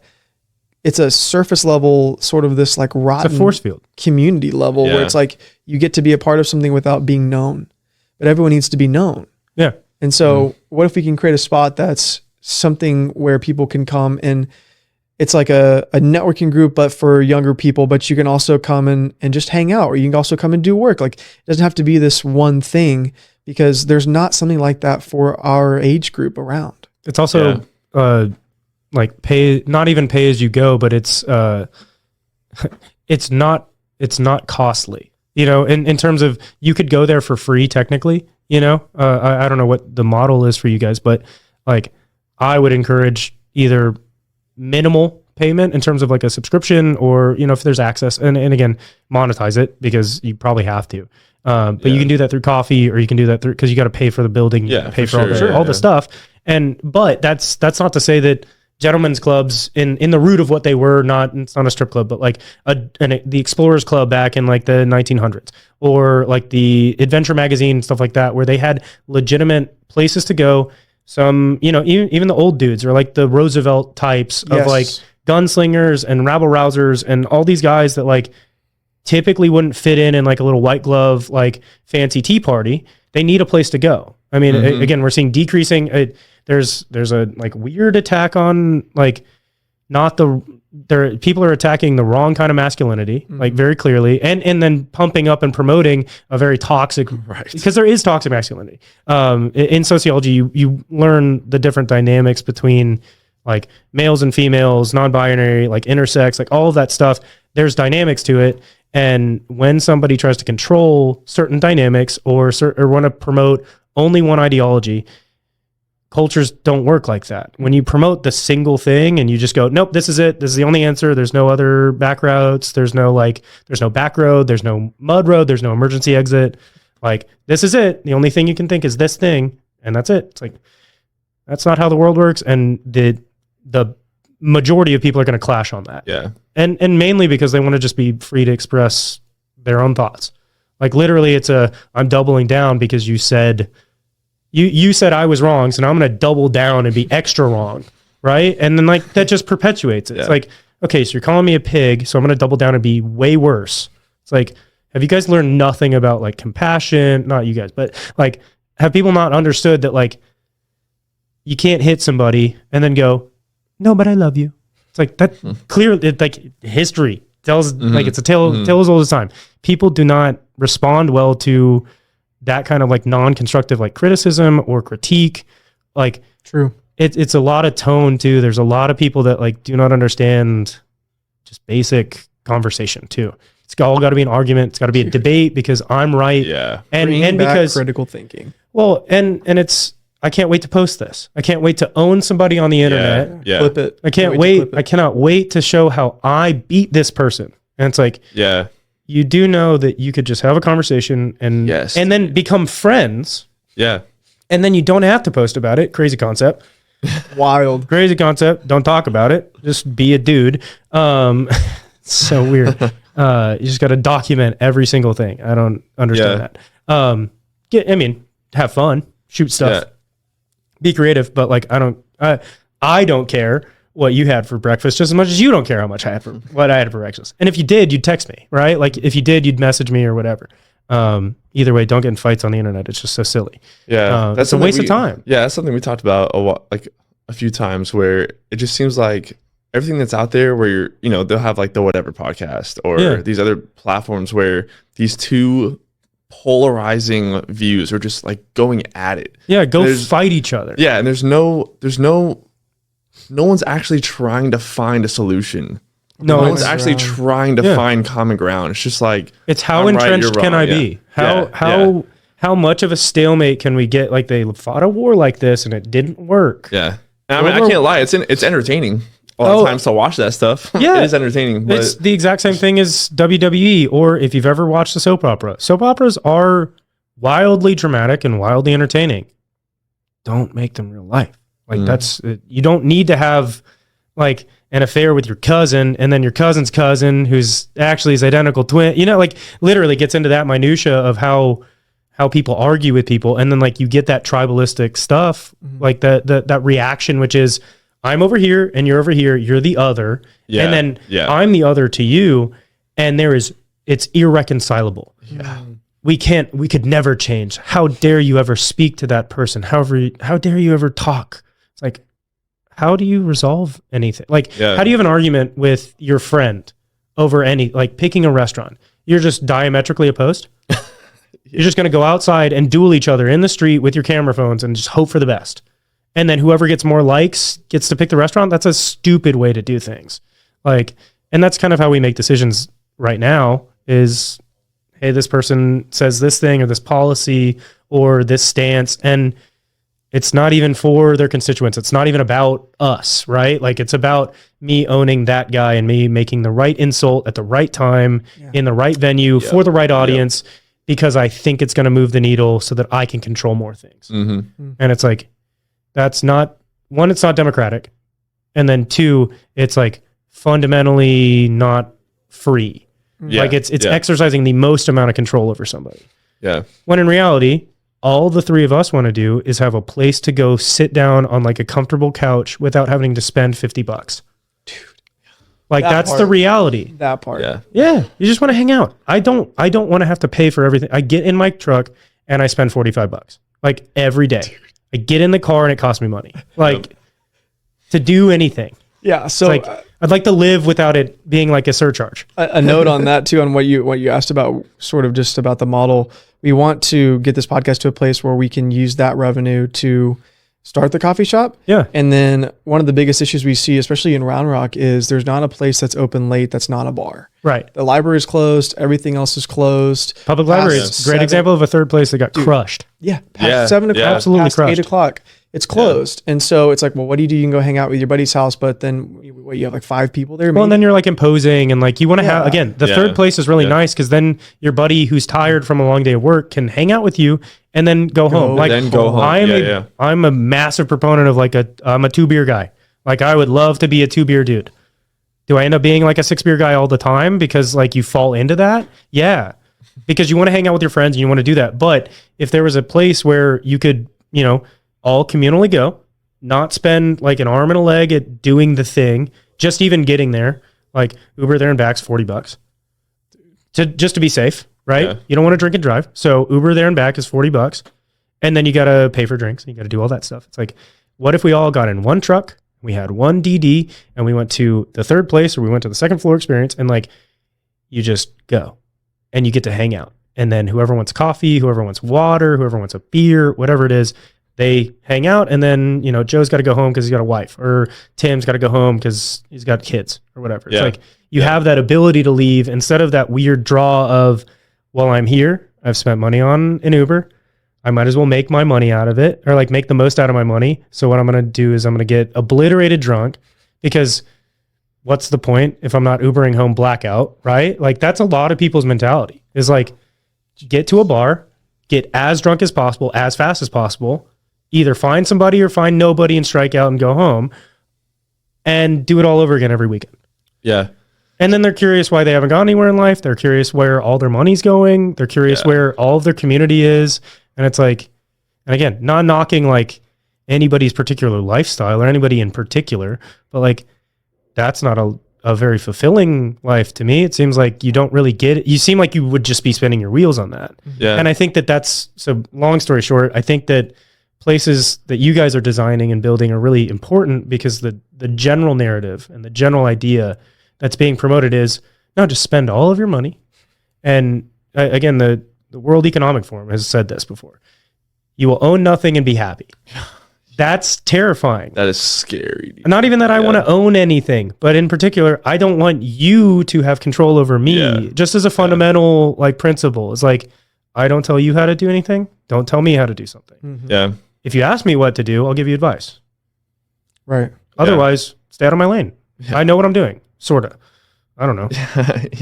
But don't tell me what to do in an effort to change me just because. Yeah. Well, and I want to get this into, speaking of building and constructing, you went from a pretty great tech job to a tiny home sort of esque construction with more of our family. Yeah. Can you describe like how that happened and then what you're doing now? Yeah, so it's called Elbow Room, and basically what it is we are a management company for tiny home construction. So what we do is we build like tiny homes and small like ADUs, accessory dwelling units is the like permittable term. But really what it is smaller structures that are not sheds. We build them from the ground up, whether it's, I saw that gnat flying around. It's gross. Oh, I'm laughing because of a past experience. Oh, nice. Sheds. No, yeah, sheds are tight, but it's a he shed. They shed. I'm in. So where the whole rake incident, we were turning a shed into a tiny home. Nice. Basically. That's during COVID. Yeah. That is an experience. It's a lot of like hard work. Yes. You got to rip a bunch of stuff out and then put a bunch of stuff back in. Yeah. And it's like backbreaking work. It was a good time. Lots of lessons learned, right? For sure. Yeah. I think our first build was our two co-founders, Pat and Aaron, and Pat built on a trailer one of those like legit OG tiny homes, and like he's like, it went up really well. You just do not want to hitch this thing to a trailer. Like you do not want to move it because it's real tall and all that stuff. And so we switched almost entirely almost immediately rather, to pier and beam. So like regular blocks that you'd get at like a Home Depot or something like. So you'd see like paver blocks that have like support struts. And then the other part that we do that we just we started doing in the last like 2 years was actually creating like cement foundations and doing it like a full actual new custom tiny home.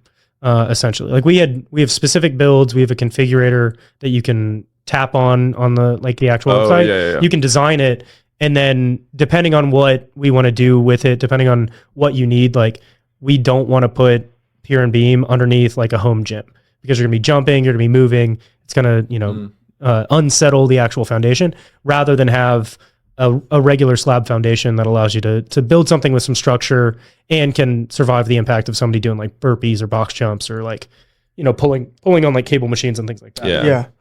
And y'all are based in San Antonio, but also do work in Austin. Yeah. So we're based in San Antonio. We've done work all the way up into Dallas and the Waco area. And then Austin's kind of our premier spot now. I joined on right around 6 months ago, just to help with marketing, project management, sales, that sort of thing, and be not exactly like an influence in Austin, but at least just be boots on the ground here, so that when we do build things, because we've 50-50 business basically in between here and San Antonio. And mainly we just need somebody that has eyes, that's local. And we were expanding naturally to it because the influx of people coming to Texas and specifically Austin, and then the lack of space when somebody buys a house. So like when you buy a house, it's again, an arm and a leg. And then on top of it, you're like, oh, it's actually a duplex. I'm actually living with somebody right next to me that we're sharing a wall. This is obnoxious. And so our solutions are, hey, we can plant something down literally in your backyard that can serve as a podcast studio, or, your own personal space for an office, or like a yoga studio for like your wife or whatever it might be, or a he shed, she shed, they shed, whatever shed. We can build whatever you need in order to provide you with, again, it's not a punny name, but like it really does ring true of like, we give you elbow room. Like we give you some like space to just stretch out a little bit on your existing land. And so we help with like all of the permitting, all of the regulation stuff, all of that's built into the cost. Oh, that's cool. So when you submit and like when you sign a contract with us, like we commit to figuring out whether or not it's permittable, whether you're in, floodplains or what the certain zoning might be for what we need to call it, whether it's an ADU, whether it's a, dwelling, whether it has any sort of plumbing designates, whether it's a certain thing or not. And that like within the permitting process. And since all of that's been super convoluted and kind of complicated for the average person, letting us do it in-house allows for you guys, for anybody buying an elbow room to really just kind of sit back and go, okay, it's taken care of and it's going to get built. Dude, that's huge. Yeah. It's a really good system. We've got a really, really good team. We've got good attitudes. We're going to the Home and Garden Show this weekend, or in 2 weeks here in Austin. Free tickets. So if people want free marigold flowers, we're selling not selling marigold flowers, but we're passing those out. And I'll be there to chat up people on like what we do, how we do stuff. And what's the date of that? The 23rd and 24th, I believe. March. Yeah. So Saturday and Sunday, I think. So we'll have a full booth there. We pretty much, we fabricated an actual booth for the San Antonio show. So we did actual like 2x4s and like drywall. We're going a little bit more cost effective with some like banners and things, but we pretty much fully outfit how we would design and like furnish. Well, we don't furnish, but we lay out basically a demo elbow room like right on the auditorium floor. Wow, that's awesome, dude. Yeah. Well, and I kind of want to wrap up by, I want to hear we've both kind of talked about how expensive things are here in the area. Oh my God. And how much we would love to have some land, but do it in a creative, cost affordable way. Yeah. And so one of the ways we talked about that was getting just a piece of like raw land. Yeah. And then just building a bunch of like those little tiny homes on it. Yeah, that's it. That would be, I mean, that's my like kind of life goal too, is to develop, recent life goal. I, much like you guys, like my interest in developing something like that is slightly different in terms of not having a third place, but a first place. Yeah. And just going, like, I saw my parents go through the housing collapse in 2008. They just bought a home. It was super tough. And then looking at their trajectory and then looking at mine and going like, oh my God, I cannot afford a regular, like whatever's built now, can't afford it. Just straight up couldn't afford it now, can't probably afford it in the next 5 years. Yeah. But what the elbow room stuff works, in progress to is allowing people to have a flexible and affordable way to actually hang out with their friends. Like you can literally, our main mission is to really just develop land and provide access again to more elbow room for people. Like literally, as weird as it sounds, like flexible living space. And we want to give you guys a cul-de-sac. Like that would be the goal. That's the mission, is like you, your buddies, all your friends, your wives, your kids, your dogs, all get to be in with each other all around the same area. You're all collectively hanging out. It's not like you're creating like a town, but you're creating a plot of land that everybody has access to and feels safe in. Like, dude, that would be so sick. Yeah, the city's growing. My mom would kill for something like that. Yeah. We love the moms. She's always like, oh, we could just all live in like one neighborhood. It would make it so much more like, it would be sick. Convenient. And the cool thing about it is there's so many options. So like tiny homes don't have to be a certain square footage, particularly. Like there's some designations permitting wise, but if you wanted us to develop like a full-sized house, we've built pretty much single-story tiny homes that are just condensed houses. So it's got a full kitchen, it's got a full refrigerator, like a full big size. We can put like wine coolers in there. We can pretty much deck it out however you'd like it from an appliance standpoint.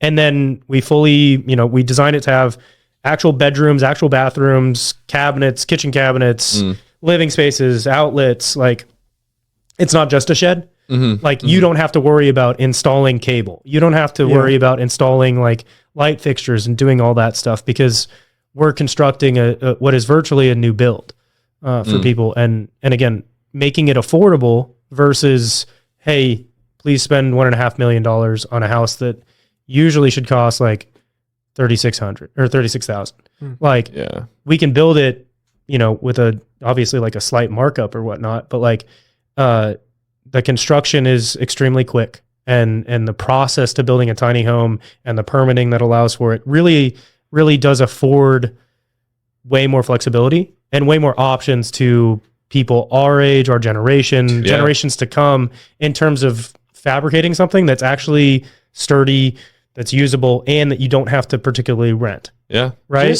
Dude, what a cool business. Option to be able to like save up a normal down payment for like a 3-bedroom, 2-bathroom house in the Austin area. Yeah. And then just say, you know what? I'm just going to build like a 2-bedroom, 1-bathroom tiny home and pay cash. Yeah. Or get like a really small construction loan. Yeah. You can get, if you had an additional, like if you had a pre-existing dwelling, you can get what's called a HELOC, which is a home equity line of credit, which is really just extending your credit based on the value of your house and saying, hey, we need, $40,000 or we need $80,000 to build, a 300 square foot structure in the backyard.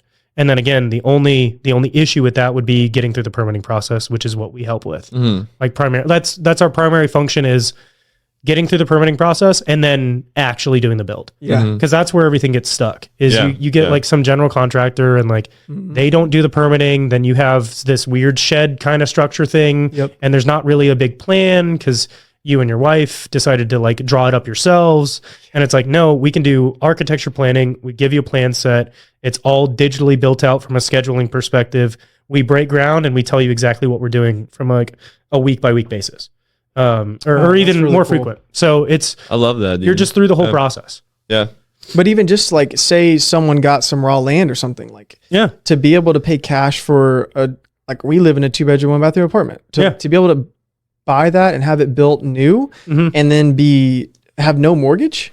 Dude, that's a game changer. Well, or the mortgage becomes a payment on the contract loan. And it's a manageable loan. Yes. Right? Where you're not spending $3,000 on rent. Like, there's some apartments here, some like small condos and townhomes that are like charging rent for, $2,500, $3,000, $3,600, like whatever it might be a month. And it's like, so you need an $80,000 job plus a side gig, plus your wife needs to work, or plus your girlfriend needs to live with you, or you need 4 roommates. It's like, for me, not a roommate guy. I like to live by myself. I need my space, like straight up. And for me, like exactly what you said, buying a tract of land, buying a house that's just close enough, but like just far away enough from my friends to where I have my own space, but I can easily access them because I love them. Yeah. That's my community. So why not build that vision? I mean, that's kind of like my next mission, right? Like goal setting and having things to live for, right? I think is another, critical piece that we didn't touch on, is like kind of live for something. Because there's a lot of like nihilistic belief out in the world. There's a lot of like, again, naysayers, negative stuff, all that influence. And really it's about framing. It's about reframing that and putting a positive spin and then going like, what can I do with that positivity? Yeah. Because like it's 50-50. It's effort and it's attitude. And you got to like sandwich that together and make like a really good like Reese's Pieces. Dude, I think this is going to help a lot of people. Thank you so much for coming on. Thank you for giving us the gift of your story. Thanks for letting me yell at the microphone for like however long we went. I'm pumped to listen to this audio, man. I think it's I'm insane, never going to listen to it. Really I hate my voice. Wait till you see a clip of yourself show up on Instagram. and you're like, wait, that's me. Oh shit. I'm the same way, dude. Yeah. Same way. Yeah. The first time we turned on, all we did with the first time we did this was just my iPhone camera. That was it. Oh, nice. And so in my apartment, just the first time we turned it on, I was like freaking out. Like, I just freaking shrivel. Yeah. Yeah. I don't want to watch. I felt so tiny. Oh, I yeah. was like, I'm also like I get flushed so quickly. Same. Like I don't know I'm really what shy. it is. Yeah, I get very bashful. Like I'm like straight up. You like somebody like made a comment about me like at an event, and it was like a nice comment. Like somebody complimented me or something on whatever it was, and I was just like, well, I'm gonna turn that red like right now for 5 minutes straight. Dude. And then you always get that one person who's like, You're look how looking red red. he's You turned. are It's like, red. very aware. I'm just very aware. Kind of happened for my entire life. even Like, worse. could not. I can feel how red I am. And I think worst. I think that's hilarious. Like even Benji, like we're all introverts Yeah. naturally. Yeah. Yeah, And yeah. so for us to do something like this is out of our comfort zone. It is us For just sure. trying. That's For another sure. byproduct of like the social media thing is definitely people getting pushed into a limelight. And I think that's kind of where we're headed is like you kind of got to be comfortable under the lights. Yeah. Everybody. Like that's the That new is very age. true. If you want to be Very successful, true. you got to be able to like Yeah. That's just the direction the world's going. Yeah. Well, it used to be walk it like you talk it, and now it's talk it and walk it. You know, Yeah. like it's Yeah. fully talk first, and I want to watch you walk and talk. Yeah. You know, like Yeah. how cool is this? Can't wait to see you do something, and like you might slip. Yeah. No, don't do that to me. That's so mean. It's true. Well, anything else? Lingering thoughts? Circles we didn't wrap up. No, just be nice to each other. That's really it. Yeah. Just be cool. Yeah, dude. It's so much easier. It's so much easier to be chill. Dude, it's so true. It's so much easier. Easier. Yeah, just be a So chill, much cool less guy. of a burden. It really Dude, is. chill. It's tough to be mad. Yeah. It takes a lot of energy, Yeah. but We'll link up your Instagram, Elbow Room stuff. I'll get your email for Elbow Room too. So if Yeah. people just want to reach out directly. it's just Zach at elbowroom.com. Yeah, perfect. So we'll have that linked in the description too. And then we'll collaborate with you on Instagram for the reels and stuff. Sweet. So I'm stoked. This was Dude, fun, thanks guys. for being here, shout dude. out Absolutely. to Austin Fitness Community for letting us use their absolutely. studio. We're in between, just so everybody knows, we're in between studios right now. And we have a little surprise hopefully coming for the next studio setup. And so we're looking forward to that. But shout out to them for just coming in clutch, letting us use this in the in-between phase. 100%. So thank you. 100%. Nice. And we'll talk to you guys later. Peace. Good stuff. Nice. That was fun. Good stuff. How long do you think that was? I want to talk to you. Not now, later. No, now.